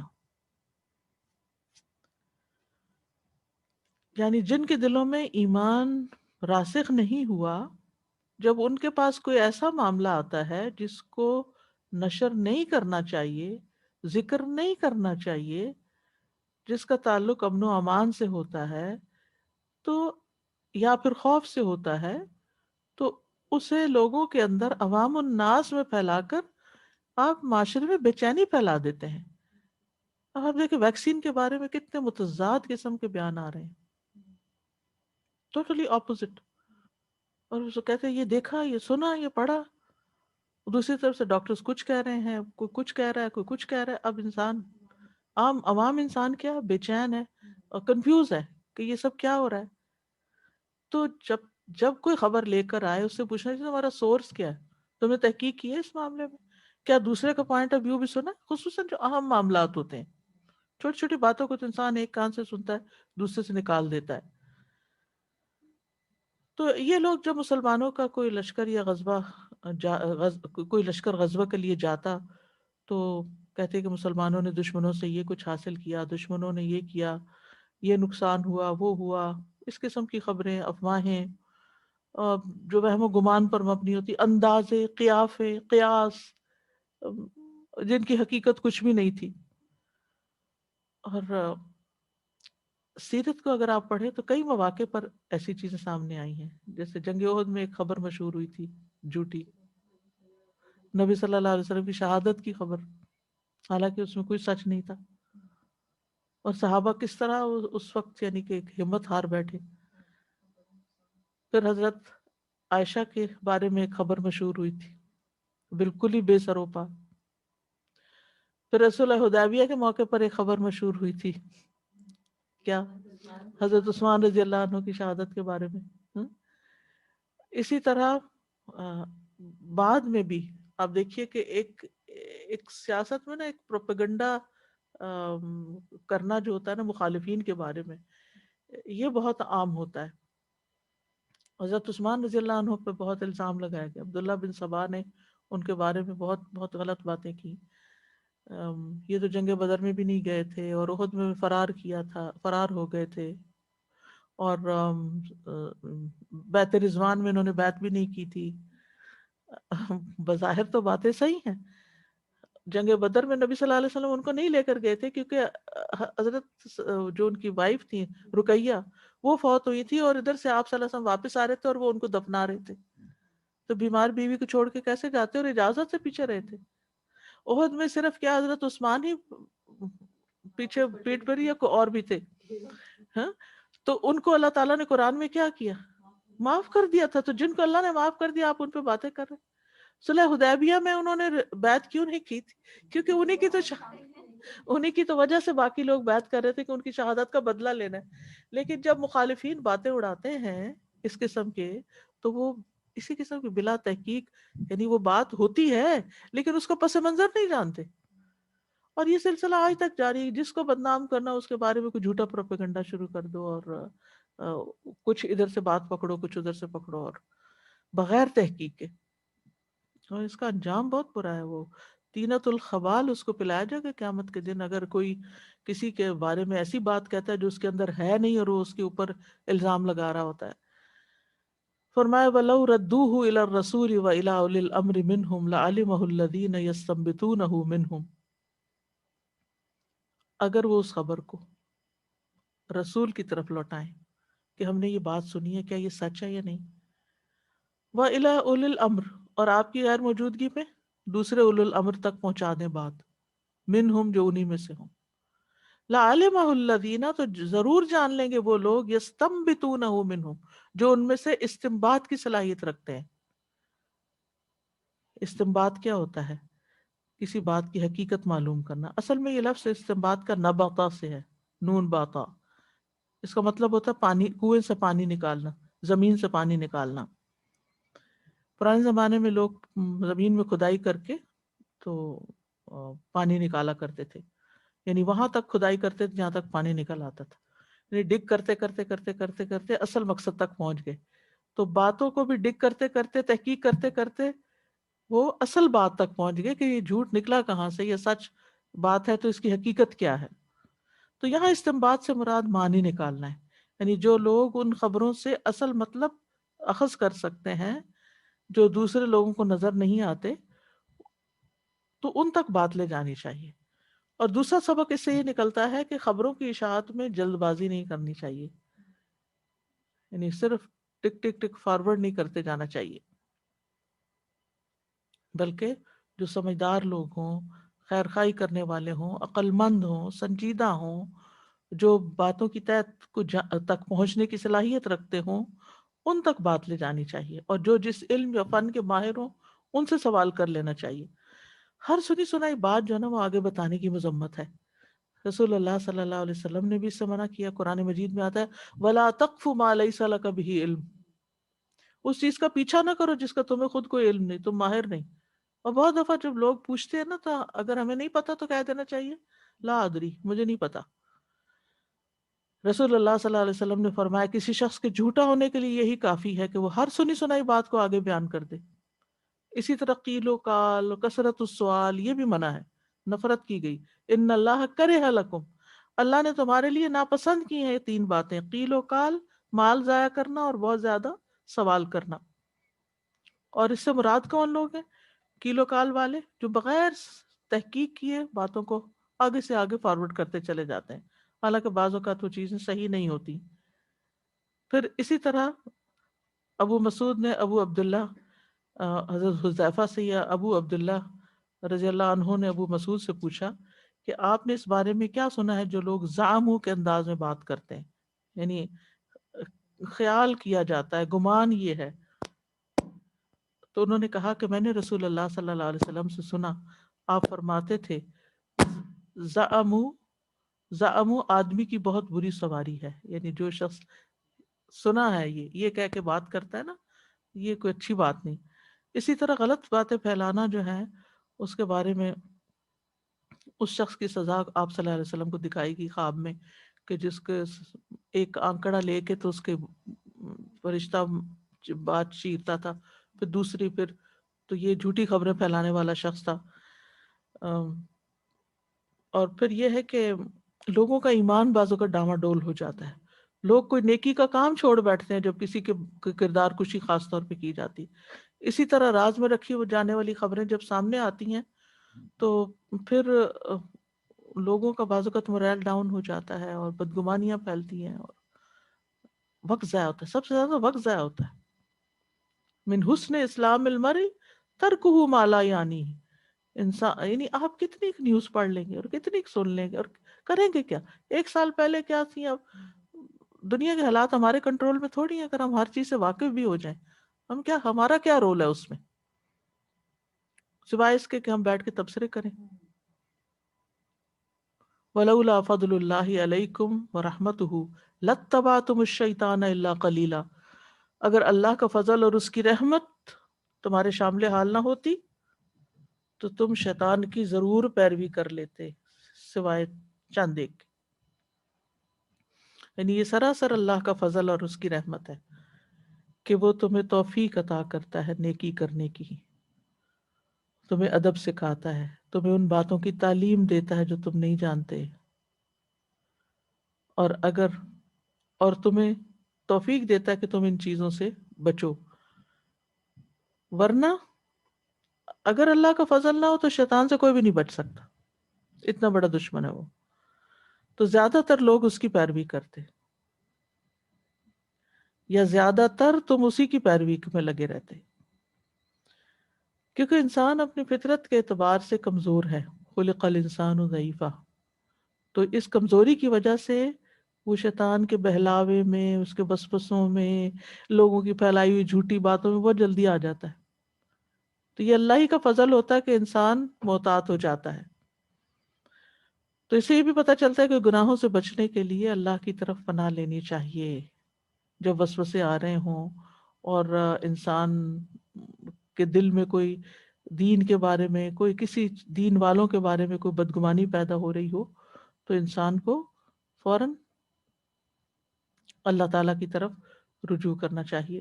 اور یہ بھی کہا گیا ہے کہ یعنی اس آیت کا تعلق جو ہے نا آخری حصے کا، کہ زیادہ تر لوگ پھر ایسا ہی کرتے، تو یہ پچھلی آیتوں کے ساتھ بھی ہے، یعنی اس کو اذاعوا بھی کے ساتھ بھی ہے کہ پھر زیادہ تر لوگ تو صرف خبریں پھیلانے والے ہی ہو جاتے. نیکسٹ. فقاتل في سبيل الله لا تكلف إلا نفسك وحرض المؤمنين عسى الله أن يكف بأس الذين كفروا والله أشد بأسا وأشد تنكيلا. بس آپ اللہ کے راستے میں جنگ کیجیے، آپ صرف اپنی جان کے مکلف بنائے گئے ہیں، اور مومنوں کو لڑائی پر ابھاریں. امید ہے کہ اللہ کافروں کی جنگ کو روک دے، اور اللہ بہت ہی سخت ہے لڑائی میں اور بہت ہی سخت ہے عبرتناک سزا دینے میں. فقاتل فی سبیل اللہ، تو جنگ کیجیے اللہ کے راستے میں. نبی صلی اللہ علیہ وسلم کو خطاب ہے، اور آپ کے بعد ہر مسلمان کے لیے، آپ کے صحابہ کے لیے. لا تکلف الا نفسک، آپ صرف اپنی جان کے ذمہ دار ہیں. اور وحرض المؤمنین، خود کام کرنے کے ساتھ ساتھ مومنوں کو بھی ابھاریے، یعنی ان کو بھی جہاد کی ترغیب دیجیے، ان کا بھی حوصلہ بڑھائیے. جیسے نبی صلی اللہ علیہ وسلم نے جنگ بدر کے دن ان کی صفیں درست کرتے ہوئے ان سے فرمایا تھا کہ ایسی جنت کے لیے کھڑے ہو جاؤ جس کی چوڑائی آسمان اور زمین کے برابر ہے. تو حرض المؤمنین. اب آپ دیکھیے کہ نبی صلی اللہ علیہ وسلم نے کبھی بھی اکیلے تو جنگ نہیں کی. فقاتل فی سبیل اللہ، یعنی صحابہ ساتھ ہی ہوا کرتے تھے. تو اس لیے کئی دفعہ خطاب آپ کو ہوتا ہے، لیکن اس میں مراد آپ کے ساتھی بھی ہوتے ہیں، یا آپ کی امت بھی شامل ہوتی ہے. عسى اللہ ان یکف بأس الذین کفروا، اگر آپ ایسا کریں گے تو پھر کیا ہوگا؟ اللہ تعالیٰ کافروں کا زور توڑ دے گا. ابن حجر کہتے ہیں کہ عصا کا لفظ جب اللہ اور اس کے رسول کی طرف سے آئے تو یہ تحقیق کے لیے ہوتا ہے، یعنی یہ ایک حقیقت ہے کہ ایسا ہی ہوگا. یعنی جب آپ مسلمانوں کو جہاد کی ترغیب دیں گے تب دشمنوں کے مقابلے کے لیے اور اسلام اور مسلمانوں کے دفاع کے لیے ان کی ہمت، جرت اور صبر اور استقلال میں اضافہ ہو جائے گا، دشمنوں کا زور ٹوٹ جائے گا. واللہ اشد بأسا واشد تنکیلا، اور بأس کا مطلب ہوتا ہے سختی. تو مراد کیا ہے؟ یعنی اللہ تعالیٰ بأس میں زیادہ سخت ہے. ابن عباس کہتے ہیں کہ اللہ عذاب دینے کے لحاظ سے سخت ہے، یعنی یہاں پر بأس کا معنی پھر عذاب ہوگا. اور واللہ اشد بأسا یعنی اللہ تعالیٰ گرفت کرنے میں، پکڑ میں سخت ہے، اقتدار کے لحاظ سے، قوت کے لحاظ سے عظیم ہے. اور جس کے بارے میں وہ ارادہ کر لیتا ہے اس سے، قرطبی کہتے ہیں، اس سے لڑائی میں بہت زیادہ قوت رکھتا ہے. ٹھیک ہے. اشد بأسا یعنی اگر اللہ کسی سے لڑنا چاہے، اللہ کسی کے خلاف جنگ کرنا چاہے تو پھر اس سے کوئی جیت نہیں سکتا. وہ اشد تنکیلا، تنکیل کا لفظ ہے نا نکال سے، نکل تو کا مطلب ہوتا ہے میں نے سزا دی. تو یعنی اللہ تعالیٰ سزا دینے میں بھی بہت سخت ہے. تو یہاں پر بنیادی طور پر کہا یہ جا رہا ہے کہ کوشش اور اسباب اختیار کرنے کے بعد معاملہ اللہ کے سپرد کرنا چاہیے. یعنی آپ کوشش ہی کر سکتے ہیں نا. فقاتل فی سبیل اللہ لا تکلف الا نفسک وحرض المؤمنین عسى اللہ ان یکف. ٹھیک ہے نا. یہ نہیں کہا کہ آپ توڑ دیں گے زور، آپ جیت جائیں گے، آپ ایسا ہوگا آپ کے لیے، نہیں، اللہ کرے گا، یہی توکل ہے. اور جب کوئی معاملہ اللہ کے سپورٹ کر دیتا تو اللہ کا تو مقابلہ ہی کوئی نہیں کر سکتا. تو دین کا کوئی بھی حکم ہو، یہاں تو ایک مخصوص حکم دیا جا رہا ہے، لیکن دین کا کوئی بھی حکم ہو تو اس میں ہر شخص اپنا ذمہ دار ہے. ٹھیک ہے، اس سے اس کی ذمہ داری کے بارے میں پوچھا جائے گا کہ اس نے کیا کیا. دوسروں کو صرف موٹیویٹ کر سکتے ہیں آپ، چاہے آپ کے بچے ہوں، چاہے آپ کے طالب علم ہوں، اسٹوڈنٹس ہوں، کوئی بھی ہو، آپ صرف موٹیویٹ کر سکتے ہیں کہ یہ اچھا کام ہے، کر لیں. اس کے بعد معاملہ اللہ کے سپرد کریں، خود کام کر لیں، حکم مان لیں اللہ کا، دوسروں کو سمجھائیں، اور اس کے بعد معاملہ اللہ کے سپرد کر دیں، اور وہ جس کو چاہے جیسے اس نپٹے. اچھا، ہمارا حال کیا ہوتا ہے، ہماری مشکل کیا ہے؟ ہم پہلے خود تو پوری طرح کرتے نہیں کام، عملی مثال نہیں بنتے، پھر لوگوں کی ذمہ داری اتنی سر پہ لے لیتے ہیں کہ اگر انہوں نے بات نہ مانی تو شاید میری پکڑ ہو جائے گی. کتنے ہی لوگ ہیں جس بارے میں خوف زدہ رہتے ہیں، میں نے تو بتایا، کسی نے کیا نہیں تو کہ میری پکڑ تو نہیں ہوگی. آپ کی کیوں پکڑ ہوگی؟ ہر کوئی اپنا ذمہ دار ہے، کوئی بچے تو نہیں. ٹھیک ہے. اور پھر یہ ہے کہ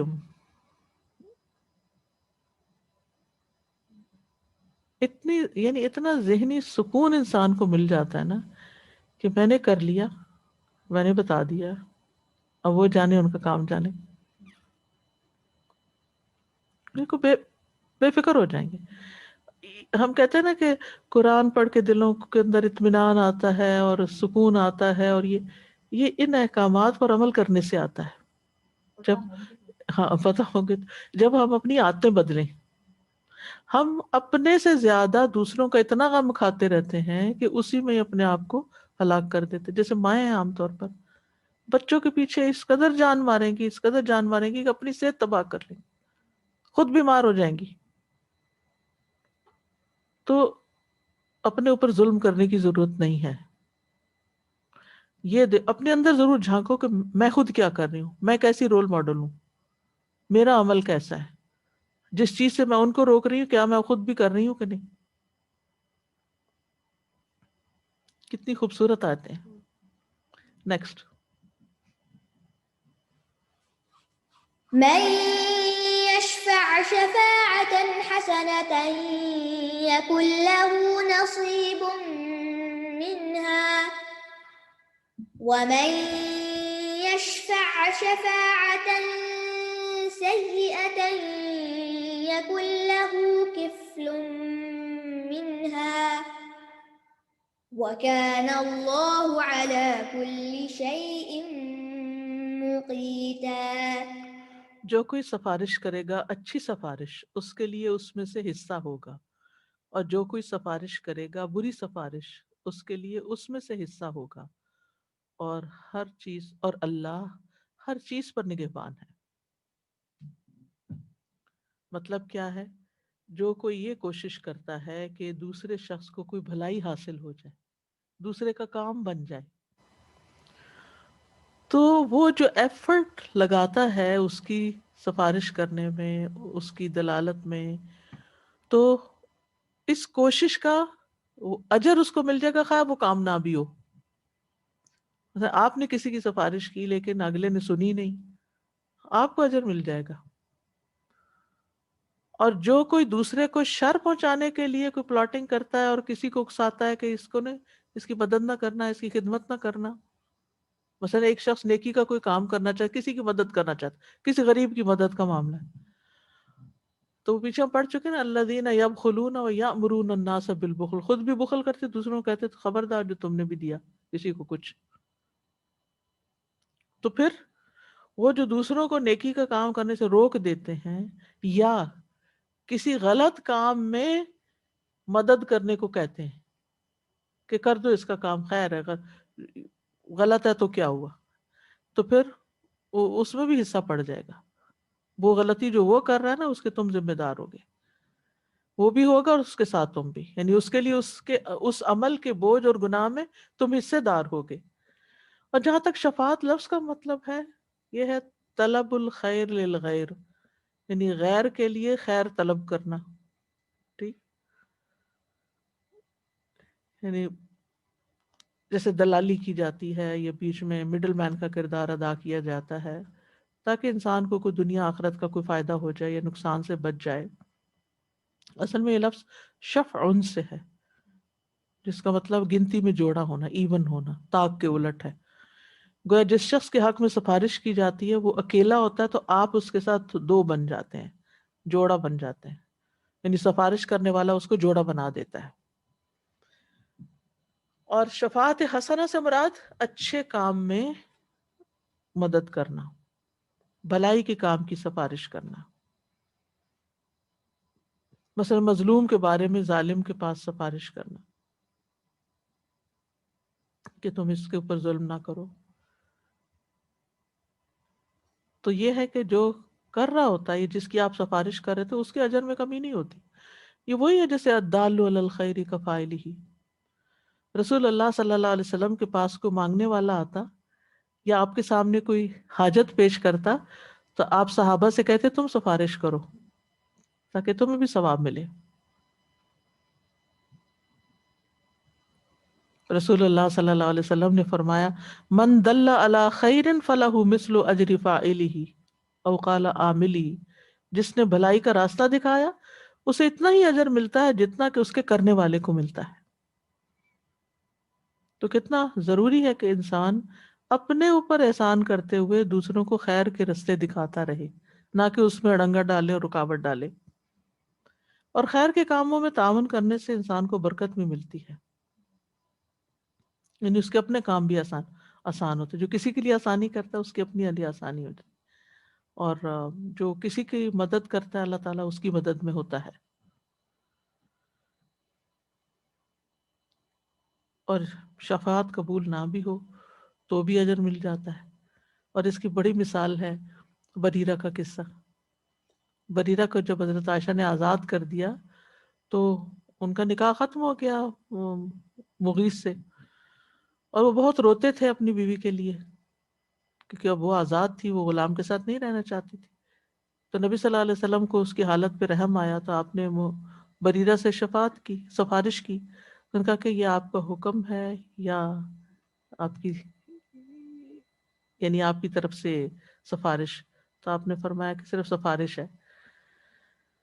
تو اس نے کہا کہ اگر آپ کا حکم ہے تو میں مان لیتی ہوں، لیکن اگر یہ صرف سفارش ہے تو پھر میں اس کے پاس واپس نہیں جانا چاہتی۔ وَمَن يَشْفَعْ شَفَاعَةً سَيِّئَةً يَكُن لَهُ كِفْلٌ مِّنْهَا، اور جو بری سفارش کرتا ہے تو وہ برائی کرنے والے کے ساتھ شریک ہو جاتا ہے، اس کا جوڑا بن جاتا ہے،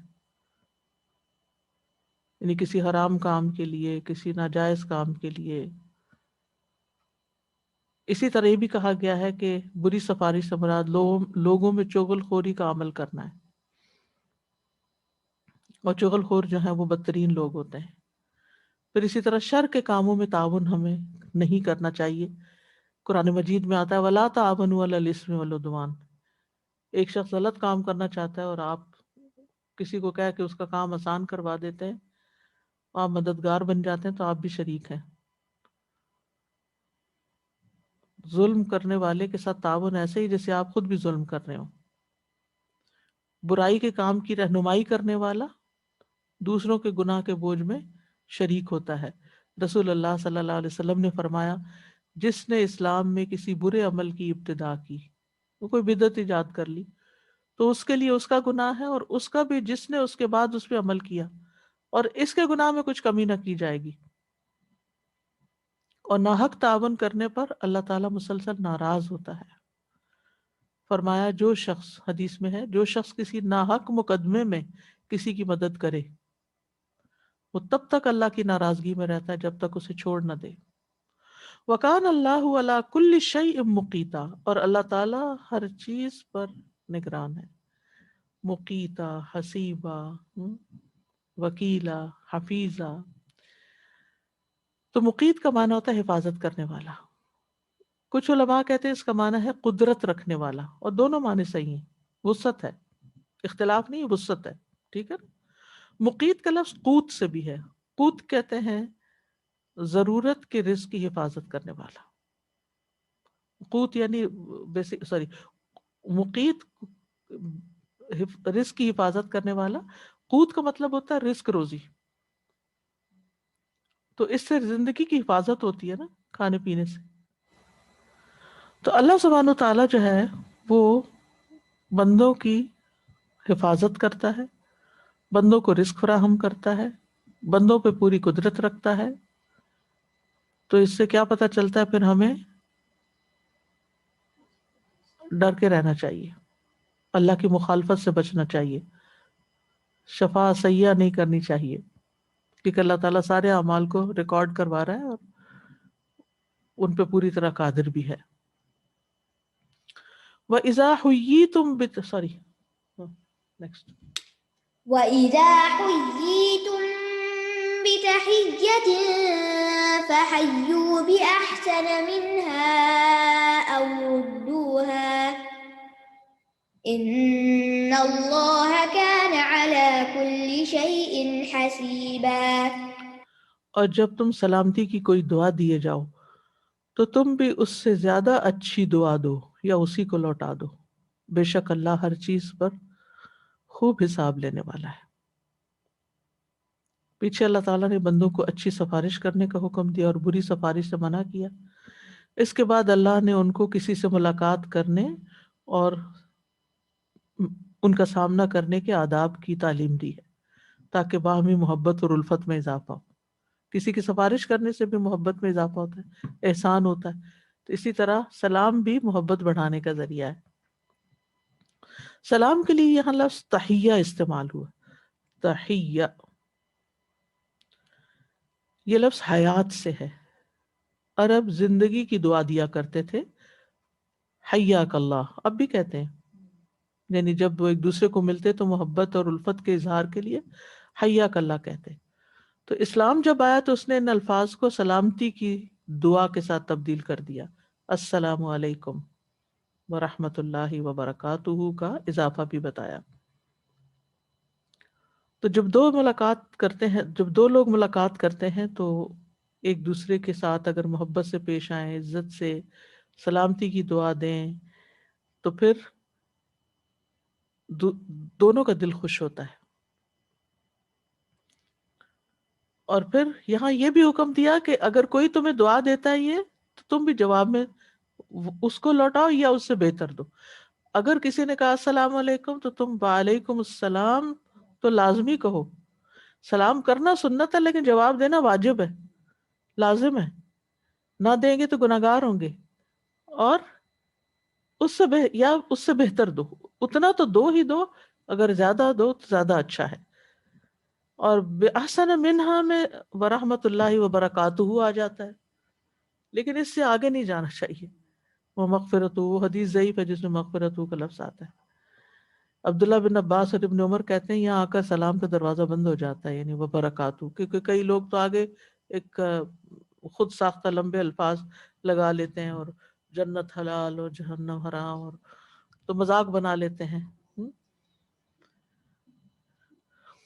ہاں اگر آپ وعلیکم السلام اہلاً و سہلاً یہ بھی کہہ سکتے ہیں ساتھ، یعنی رحمت برکت تو زیادہ اچھا. لیکن اگر نہیں کہا ویلکم، اہلاً و سہلاً، تشریف لائیے، بیٹھیے، یہ سارے جتنے بھی الفاظ آپ میں ایڈ کریں گے تو یہ آپ کی طرف سے بِأَحْسَنَ مِنْهَا میں آ جائے گا. ان اللہ کان علی کل شیء حسیبا، بے شک اللہ تعالیٰ ہر چیز کا حساب لینے والا، ہر چیز کا محاسبہ کرنے والا ہے. ذرہ برابر نیکی بھی لکھتا ہے. فَمَن يَعْمَلْ مِثْقَالَ ذَرَّةٍ خَيْرًا يَرَهُ وَمَن يَعْمَلْ مِثْقَالَ ذَرَّةٍ شَرًّا يَرَهُ. اور حسیبہ کا ایک معنی یہ بھی ہے کہ وہ کافی ہے، حسیبہ کافی ہے، جیسے حسبنا اللہ ونعم الوکیل. تو سلام جو ہے یہ ریپلیس کیا گیا ہے السلام علیکم حیاک اللہ سے. لفظ تحیہ باقی رہا لیکن السلام ہو گیا. السلام اللہ تعالیٰ کے ناموں میں سے ایک نام ہے، لہٰذا اس کو بگاڑنا نہیں چاہیے. جیسے لوگ کہتے السلام علیکم یا کچھ نہیں، یہ اللہ کا نام ہے السلام. آپ اللہ کا نام لے رہے ہوتے ہیں اور اس نام کا مطلب کیا ہے؟ سلامتی، سراسر سلامتی۔ فرمایا رسول اللہ صلی اللہ علیہ وسلم نے، بے شک سلام اللہ تعالیٰ کے ناموں میں سے ایک نام ہے جسے اس نے زمین میں رکھا، بس تم سلام کو آپس میں پھیلاؤ۔ مسلمان کا مسلمان پر حق ہے، ٹھیک ہے، اور اسے فرض کفایہ بھی کہا گیا، اگر کوئی بھی سلام نہ کرے کسی کو تو گناہگار ہوں گے۔ سب سے بڑا بخیل وہ ہے جو سلام میں بخل کرے۔ گفتگو کا آغاز بھی سلام سے ہونا چاہیے، السلام قبل الکلام، یہ بھی حدیث میں آتا ہے۔ سلام پھیلانا سلامتی ہے، یعنی آپ دوسروں کو دعا دے رہے ہیں کہ تم سلامت رہو، امن سے رہو، خوش رہو، چین سے رہو، تمہاری زندگی میں راحتیں ہوں، یعنی جو بھی آپ کسی کے لیے اچھا سوچ سکتے ہیں ان سب چیزوں کو جمع کرتا ہے۔ اور یہ صرف آپ نے یہ بھی فرمایا سلام پھیلاؤ تم سلامت رہو گے، یعنی تم اس کو سلامتی کی دعا دے رہے ہو، وہ تمہیں دے رہا ہے، تو سلامتی سلامتی آئے گی نا پھر۔ یہ مغفرت کو واجب کرنے والا عمل ہے، یعنی آپ جب سلام کرتے ہیں تو آپ کی بخشش لازم ہو جاتی ہے، پکی ہو جاتی ہے۔ تو کتنی حرص ہونی چاہیے اس کی۔ اور پھر اگر کوئی شخص صرف السلام علیکم کہتا ہے تو 10 نیکیاں، ورحمۃ اللہ کا اضافہ کرتا ہے تو 20 نیکیاں، وبرکاتہ کہتا ہے تو 30 نیکیاں۔ اور نبی صلی اللہ علیہ وسلم نے فرمایا تم جنت میں داخل نہیں ہو سکتے جب تک ایمان نہ لاؤ، اور ایمان نہیں لا سکتے جب تک آپس میں محبت نہ کرو۔ کیا میں تمہیں ایسی بات نہ بتا دوں کہ جب تم اس پر عمل کرو تو تمہارے درمیان محبت پیدا ہو جائے گی، آپس میں سلام کو عام کرو۔ اگر کسی گھر میں جھگڑے فساد ہے نا تو وہ اس سنت کو زندہ کر لیں، محبتیں عام ہو جائیں گی، کیونکہ نبی صلی اللہ علیہ وسلم کا بتایا ہوا نسخہ ہے۔ اور پھر یہ ہے کہ سلام کے پراپر الفاظ ہوں، پھر یہ کہ جواب پراپر طریقے سے دیا جائے، اور سلام کا جواب جو نہیں دیتا وہ دراصل ایک قطع تعلقی کا اظہار کرتا ہے، اور قطع تعلقی جو ہے وہ پھر آخرت میں بھی اکٹھے نہیں ہونے دے گی۔ پھر ادب یہ بھی سکھایا گیا سوار پیدل کو کرے، پیدل بیٹھے ہوئے کو، دو چلنے والوں میں سے جو پہلے سلام کرے وہ افضل ہے، جو تب تعداد میں کم ہو وہ زیادہ والوں کو سلام کریں، باہر سے آنے والا بیٹھے ہوئے لوگوں کو آ کے سلام کرے، بڑے بھی بچوں کو سلام کرے۔ ہمارے یہاں تو یہ کہ بیٹا بڑے کو سلام کرو، لیکن نبی صلی اللہ علیہ وسلم کا طریقہ کیا ہے کہ وہ بچوں کو خود سلام کرتے تھے، وہ خود سیکھ جائیں گے۔ اور انس رضی اللہ عنہ جب بچوں کے پاس سے گزرتے تو سلام کرتے، اور اور کہتے کہ یہ نبی صلی اللہ علیہ وسلم کا طریقہ، وہ بچوں کو خود سلام کرتے تھے۔ جس کو جانتے ہوں جس کو نہ جانتے ہوں سب کو سلام کریں۔ نیکسٹ۔ الله لا إله إلا هو ليجمعنكم إلى يوم القيامة لا ريب فيه ومن أصدق من الله حديثا۔ اللہ وہ ہے جس کے سوا کوئی الہ برحق نہیں، وہ ضرور تمہیں قیامت کے دن کی طرف جمع کرے گا جس میں کوئی شک نہیں، اور اللہ سے بڑھ کر بات میں کون زیادہ سچا ہے۔ اللہ تعالیٰ نے اس سے پہلے والی آیات میں بیان کیا کہ اللہ المقیت ہے، الحسیب ہے، پھر یہاں یہ بتایا کہ اللہ تعالیٰ معبود ہے، معبود برحق ہے، وہی خالق ہے، وہی مالک ہے، وہی مدبر ہے، اور اسی کے اختیار میں ہے، وہی مالک یوم الدین ہے کہ وہ تمہیں قیامت کے دن جمع کرے۔ اور اس میں لا یجمعن تاکیدیں آ رہی ہیں دو، ضرور جمع کرے گا تم کو۔ پھر لا ریب فیہ مزید تاکید ہے، جس کے آنے میں شک کی کوئی نہیں ہے، یعنی قیامت کے دن تمہارا جمع ہونا اللہ کے سامنے لازم ہے۔ ومن اصدق من اللہ حدیثا، مزید تاکید، اللہ سے سچی بات کس کی ہو سکتی ہے، یعنی کسی کی نہیں ہو سکتی۔ یہ استفہام نفی کے معنی میں، یعنی اللہ سے بڑھ کر کوئی بھی بات میں سچا نہیں۔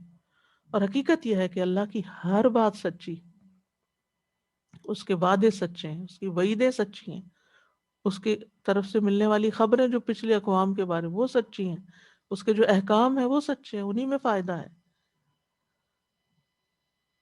اور سچی کیوں نہ ہو. آپ دیکھیے کہ جھوٹ کون بولتا ہے؟ جو بزدل ہوتا ہے، کمزور ہوتا ہے، یا کسی چیز کا لالچ ہوتا ہے اس کو، یا کسی چیز کو چھپانا ہوتا ہے اس کو. تو کیا اللہ سبحانہ تعالیٰ کو ان میں سے کسی بھی چیز کی ضرورت ہے؟ نہیں، ہرگز نہیں. اسے کسی کا ڈر نہیں، کسی چیز کی لالچ نہیں، کسی چیز کو اس کو چھپانے کی ضرورت نہیں. جو وہ بتانا چاہے وہ بتا سکتا ہے. تو اللہ سے بڑھ کر کون ہے جو باتوں میں سچا ہو؟ لہٰذا ہمیں اللہ ہی کی بات ماننی چاہیے. وآخر دعوانا ان الحمد للہ رب العالمین.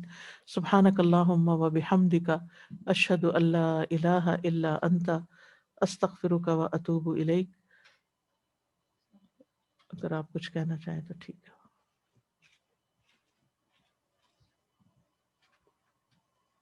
بولیے. السلام علیکم ورحمۃ اللہ وبرکاتہ. وعلیکم السلام. سسا اس وقت یہ آیات ساری مسلمان کو پتہ ہونی چاہیے، ہر مسلمان کو، کیونکہ ہر دوسرے دن کوئی نہ کوئی بز کریٹ کر دی جاتی ہے اور سارے مسلمان سب کچھ چھوڑ کے اس کے پیچھے لگ جاتے ہیں اور ایک دوسرے کو میسج گروپس میں بھی اور پرائیویٹلی بھی ایک ہی بات پوچھ ایک ہی رہے ہوتے بات. کیا آپ نے دیکھا؟ کیا آپ نے ہیں. آج میرے ساتھ بھی یہی ہوا.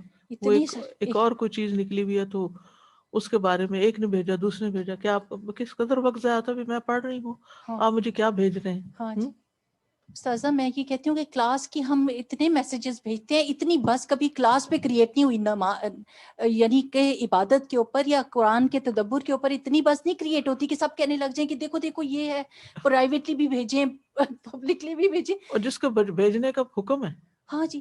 اور دوسری وَلِيُنذَرُوا بِهِ هَذَا بَلَاغٌ لِلنَّاسِ، یہ ہے پہنچانے کی چیز.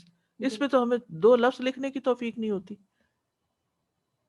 اور ایک اور بات استاذہ، یہ جو آئی ہے نا کہ اللہ سبحانہ تعالیٰ نے کہا ہے کہ آپ کے اوپر آپ کی ذمہ داری ہے اور دوسروں کو صرف آپ انکریج کر سکتے ہیں اور ان کو موٹیویٹ کر سکتے ہیں. بس تو جب مائیں کیا کرتی ہیں، اگر خدا نخواستہ ایک بچہ مطلب تنگ کر رہا ہے، سارے بچوں کی زندگی اذیت ناک ہو جاتی ہے. گھر میں کوئی بات اور نہیں ہوتی، بچوں سے بات کریں گی تو اسی کی بات کریں گی، روئیں گی، ہسبینڈ کے ساتھ لڑیں گی تو وہی بات ہو رہی. سہیلی دوست کو فون کریں گے، اس کو وہ بھی وہی. بچے کا بچپن تباہ ہو جاتا ہے اس میں. تو جب ایک ماں ایسی رو رہی تھی تو میں نے کہا کہ آپ نے اکیلا اللہ کے سامنے کھڑا ہونا ہے، آپ کی ذمہ داری ہے کہ بتائیں، اور پھر آپ نے اکیلے کھڑا ہونا، یہ آخر نتیجہ ہی تو آپ نے دیکھنا نا. اللہ تعالیٰ آپ کو بخش دیں گے اور باقی اللہ پہ چھوڑیے. بالکل خطر الجہل ہے نا یہ.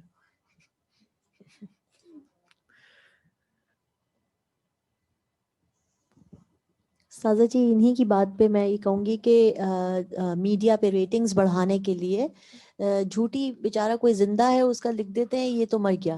اور اب آپ اگر فیوریٹ ایکٹر ہے یا کوئی فیوریٹ کوئی آپ کی پرسنالٹی ہے اس کا لکھ دیں، اب وہ اپنی وضاحتیں دے رہا ہے بھائی ہم نہیں مرے ہیں یہ وہ. تو آئی مین لائک ہاں یا نہ پہ کتنی ریٹنگز آ رہی ہیں. تو اینڈ آئی واز فیلنگ کہ کوئی کسی کو کیسے مار سکتا ہے، مرا بھی نہیں ہے، پکچر بھی دے رہے ہیں اس کی. اینڈ نمبر 2 یہ کہ جہاں پہ یہ ماں باپ کی بات ہوئی نا کہ ماں یا باپ جو یہ اپنے اوپر، جہاں اللہ سبحانہ تعالیٰ نے کہا نا کہ تم خود اپنے آپ کا چیک کرو، خود مثال بننے کی کوشش کرو، نہ کہ ہم یہ چاہتے ہیں کہ ہم مثال تو پتہ نہیں بنیں گے نہیں، اس کو مثال بنا دیں بچے کو.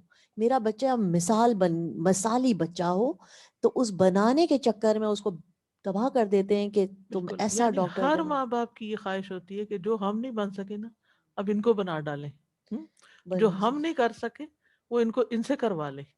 اپنی حسرتیں بھی اس میں پوری کرنا جی چاہتے ہیں، اور وہ بیچارے انڈر انسان ہیں پریشر، وہ انڈر بچہ پریشر. انڈر پریشر آ بالکل کے جو ہوتا ہے نا، اللہ نے اس کی قدر بنا کے جو بھیجی ہے وہ کرنے کے بھی قابل نہیں رہتا، کیونکہ اسے اتنا لائک لیٹ ڈاؤن کر دیں. لیٹ ڈاؤن کر دیا. فوزیہ کو دیجیے، آپ ہی اٹھیے.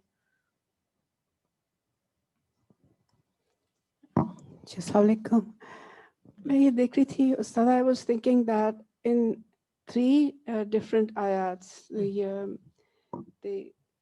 once Allah subhanahu wa ta'ala says وَفَمَا أَرْسَلْنَاكَ عَلَيْهِمْ حَفِيظًا، یعنی آپ کی صرف only you are responsible for yourself. And then again Allah subhanahu wa ta'ala says that فَعَارِضْ عَنْهُمْ. Yeah, so don't worry about all that. And then third time Allah subhanahu wa ta'ala says لا تكلفوا إلا نفسك. اللہ نفسک. So it's such a strong message I got today, like really, that I'm not responsible for anybody who's doing wrong. If I've told them and said everything that I could, so just leave it. बिल्कुल MashaAllah, it's such a good and strong ऐसा लगता है message. Burden हट गया ना Yeah, exactly. सबका बोझ हम अपने दिल पे डाले रखते हैं Yeah, just ये क्यों करता है वो ये क्यों कर रहा है वो ये exactly. It takes all the tension away from this. So probably I'm going to sleep very well tonight. इंशाल्लाह कंधे हल्के हो गए रात को जो दुआ पढ़ी जाती है, अल्लाहुम्मा इन्नी अस्लमतु नफ्सी इलैक व फवद्तु अमरी इलैक वल्जअतु ज़हरी इलैक, क्या मज़ा आता है कि अल्लाह सुब्हानहू व तआला है ना आपकी सारी, मतलब उस वक्त वो होता है कि सारा दिन गुजर गया, अब क्या क्या क्या हुआ, एकदम तेज फिल्म चलती है आंखों के सामने और इंसान ऐसे घबरा जाता है, और फिर हम दुआ पढ़ते हैं तो सुकून में आ जाते हैं कि अल्लाह के सुपुर्द सब कुछ कर दिया।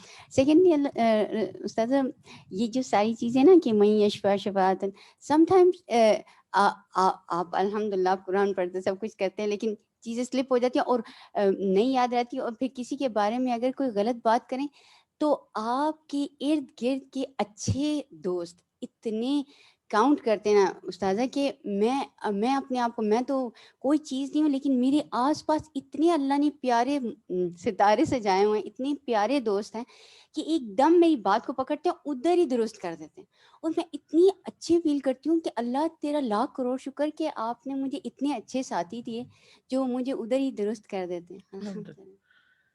ठीक है, सुभानक अल्लाह। अच्छा, रिफत को कुछ कहना है? अस्सलाम वालेकुम वरहमतुल्लाह। वालेकुम सलाम। आपने उस्ताद से बताया ना कि सलाम मोहब्बत बढ़ाने का ज़रिया है, लेकिन हमारे यहाँ एक ट्रेंड है कि कोई दूसरा हमें सलाम करे, यानी उसको हम अपना इज़्ज़त अफजाई या अपना वो वक़ार समझते हैं। अगर उसने सलाम नहीं किया तो बजाय इसके कि हम बढ़ के सलाम कर लें, उसको हम अपने दिल में ग्रज रख लेते हैं कि बस अब हम इससे बात नहीं करेंगे क्योंकि इसने हमें सलाम ही नहीं किया, हमें नोटिस नहीं किया। तो कितना गलत हमारा रवैया है हमारे। कहते हैं ना, जिसके जो सलाम में पहल करता है उसके अंदर तकब्बुर नहीं होता, ये तकब्बुर की भी नफी करता है। उनको दे पीछे। अस्सलाम वालेकुम उस्तादा, ये सलाम के ऊपर से यह 30 साल पहले की ये बात है, जब मेरी शादी, तो मेरी मदर इन लॉ, अल्लाह ताला उनकी मग़फ़िरत करे, उन्होंने पहले दिन ही मुझे यही सिखाया था कि सलमा एक बात याद रखना, मैंने सलाम नहीं किया था, जैसे मैं आ गई इस तरह कि हमारे घर का ये असूल है कि सुबह उठते हैं तो अपनी सास को सलाम करते हैं, और यकीन करें वो दिन और आज का दिन, ये चाहे नाराज़गी होती कुछ होती, सलाम करना अम्मी को ना, वही बात अब बच्चों को, वो खुद बच्चों को सलाम करती थी। बच्चे भी अभी नीचे उतरते हैं तो पहले मैं किचन में खड़ी होती ये कहती अम्मा अस्सलाम वालेकुम। ये बस उन्हीं का सिखाया हुआ जो माशाल्लाह हम सब लोगों के दरमियान में ये चीज़ आ गई है। आप यकीन करें, बच्चे अगर ज़्यादा टाइम नहीं भी दे सकते अपनी मसरूफियात की वजह से, अगर आके सलाम करके आपका माथा चूम ले तो सारे दिन की थकावट उतर जाती। सुब्हानक अल्लाहुम्मा व बिहम्दिका अशहदु अल्ला इलाहा इल्ला अंता अस्तगफिरुका व अतूबु इलैक। 1 मिनट में असर होने वाली है, तो आप लोग अगर वुजू से हैं तो पढ़ के जाइए, यानी जो दूर जाने वाले हैं।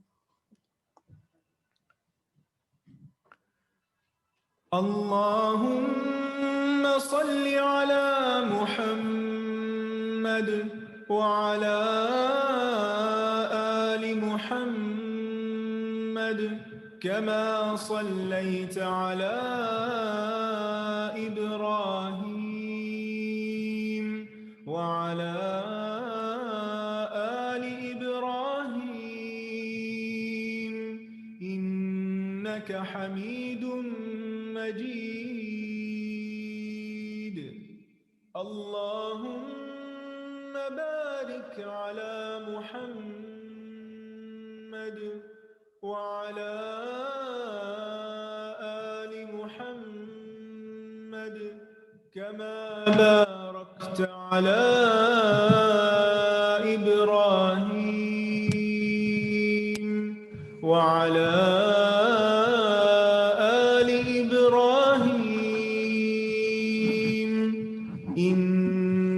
हमीदुम मजीद।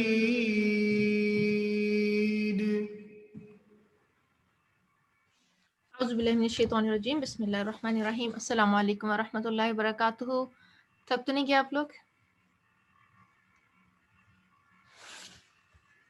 चलें, एक 2-3 बातें इंपॉर्टेंट सी जिन पे हमने अमल करना है वो बस एक्सट्रैक्ट करेंगे और फिर इंशाल्लाह क्लास को कंक्लूड करेंगे। आप में से कोई कुछ शेयर करना चाहता है?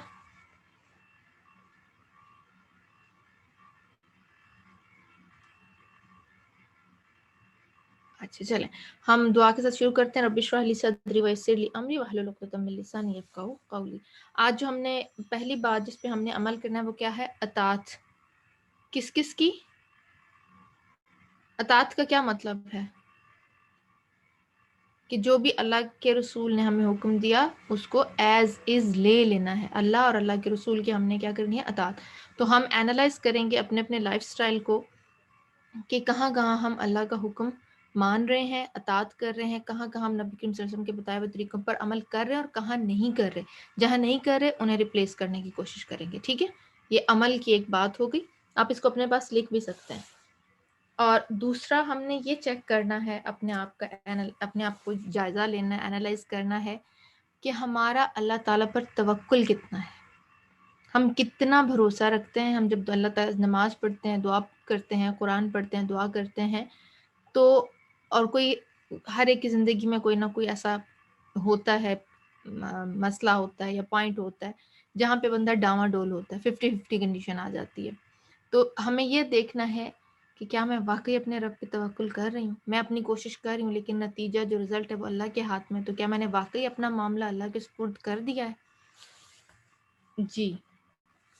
اور تیسری بات ہم نے یہ کرنی ہے کہ سلام کو عام کرنا ہے. ٹھیک ہے، صحیح،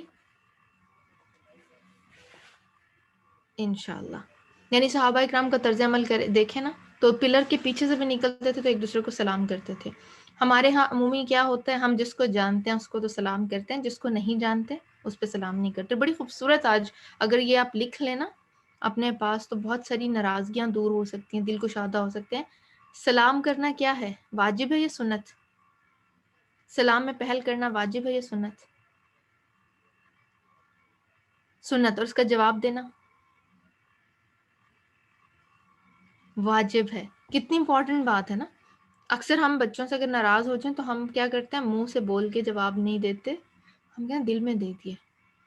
حالانکہ سلام کا جواب دینا واجب ہے. یا جن سے ناراضگی ہوتی ہے ان کو دیکھ کے منہ پھیر لیتے، ان کے سلام کا جواب نہیں دیتے. تو یہ بھی ہم نے اپنے آپ کو اینالائز کرنا ہے، پریکٹس دیکھنی ہے. جی الحمدللہ کہتے رہیں گے تو انشاءاللہ وہ پریکٹس میں چیز آ جاتی ہے. اور پھر دیکھیں سراسر سلامتی ہے نا، خیر و برکت کا باعث ہے، پیار محبت بڑھانے کا ذریعہ ہے. تو اپنے بیڈ روم سے نکلیں تو سلام کریں، کچن میں سے نکلیں تو سلام کریں، کسی کے کمرے میں جائیں تو سلام کر لیں، کسی کو ویسے کیم اکراس ہوئے ہیں تو سلام کر لیں. تو بہت ساری چیزیں جو ہیں وہ اچھا، کمیونیکیشن بہت آسان ہو جاتا ہے. سلام اگر میں پہل کر لیں نا، آپ نے سلام کیا، دوسرے نے جواب دیا، پھر آگے سے فردر آئس بریکر ہے. بالکل آپ پوچھ سکتے ہیں کیا حال ہے، یا لیٹ سے عورتوں کا ایک ہیوج مسئلہ ہوتا ہے آج کیا پکائیں، تو یہ پوچھا جا سکتا ہے نا. یا بچوں سے پوچھ سکتے ہیں کیا کھاؤ گے. تو ایک کنورسیشن موڈ سٹارٹ ہو سکتا ہے اس سے. ہاں جی. تو انشاءاللہ یہ 3 باتیں ہم نے کون کون سی ایک دفعہ آپ لوگ لکھ کے بتا دیں، پھر ہم کنکلوڈ کرتے ہیں اپنے سیشن کو. ہم نے اپنا اطاعت کا جائزہ لینا ہے، ہم نے توکل کا جائزہ لینا، اور ہم نے سلام کی پریکٹس کرنی ہے انشاءاللہ. جزاکم اللہ خیرا کثیرا، بارک اللہ فیکم. یہیں پہ سیشن کو کنکلوڈ کرتے ہیں. سبحانک اللہم و بحمدک، اشہد ان لا الہ الا انت، استغفرک و اتوب الیک. السلام علیکم ورحمۃ اللہ وبرکاتہ.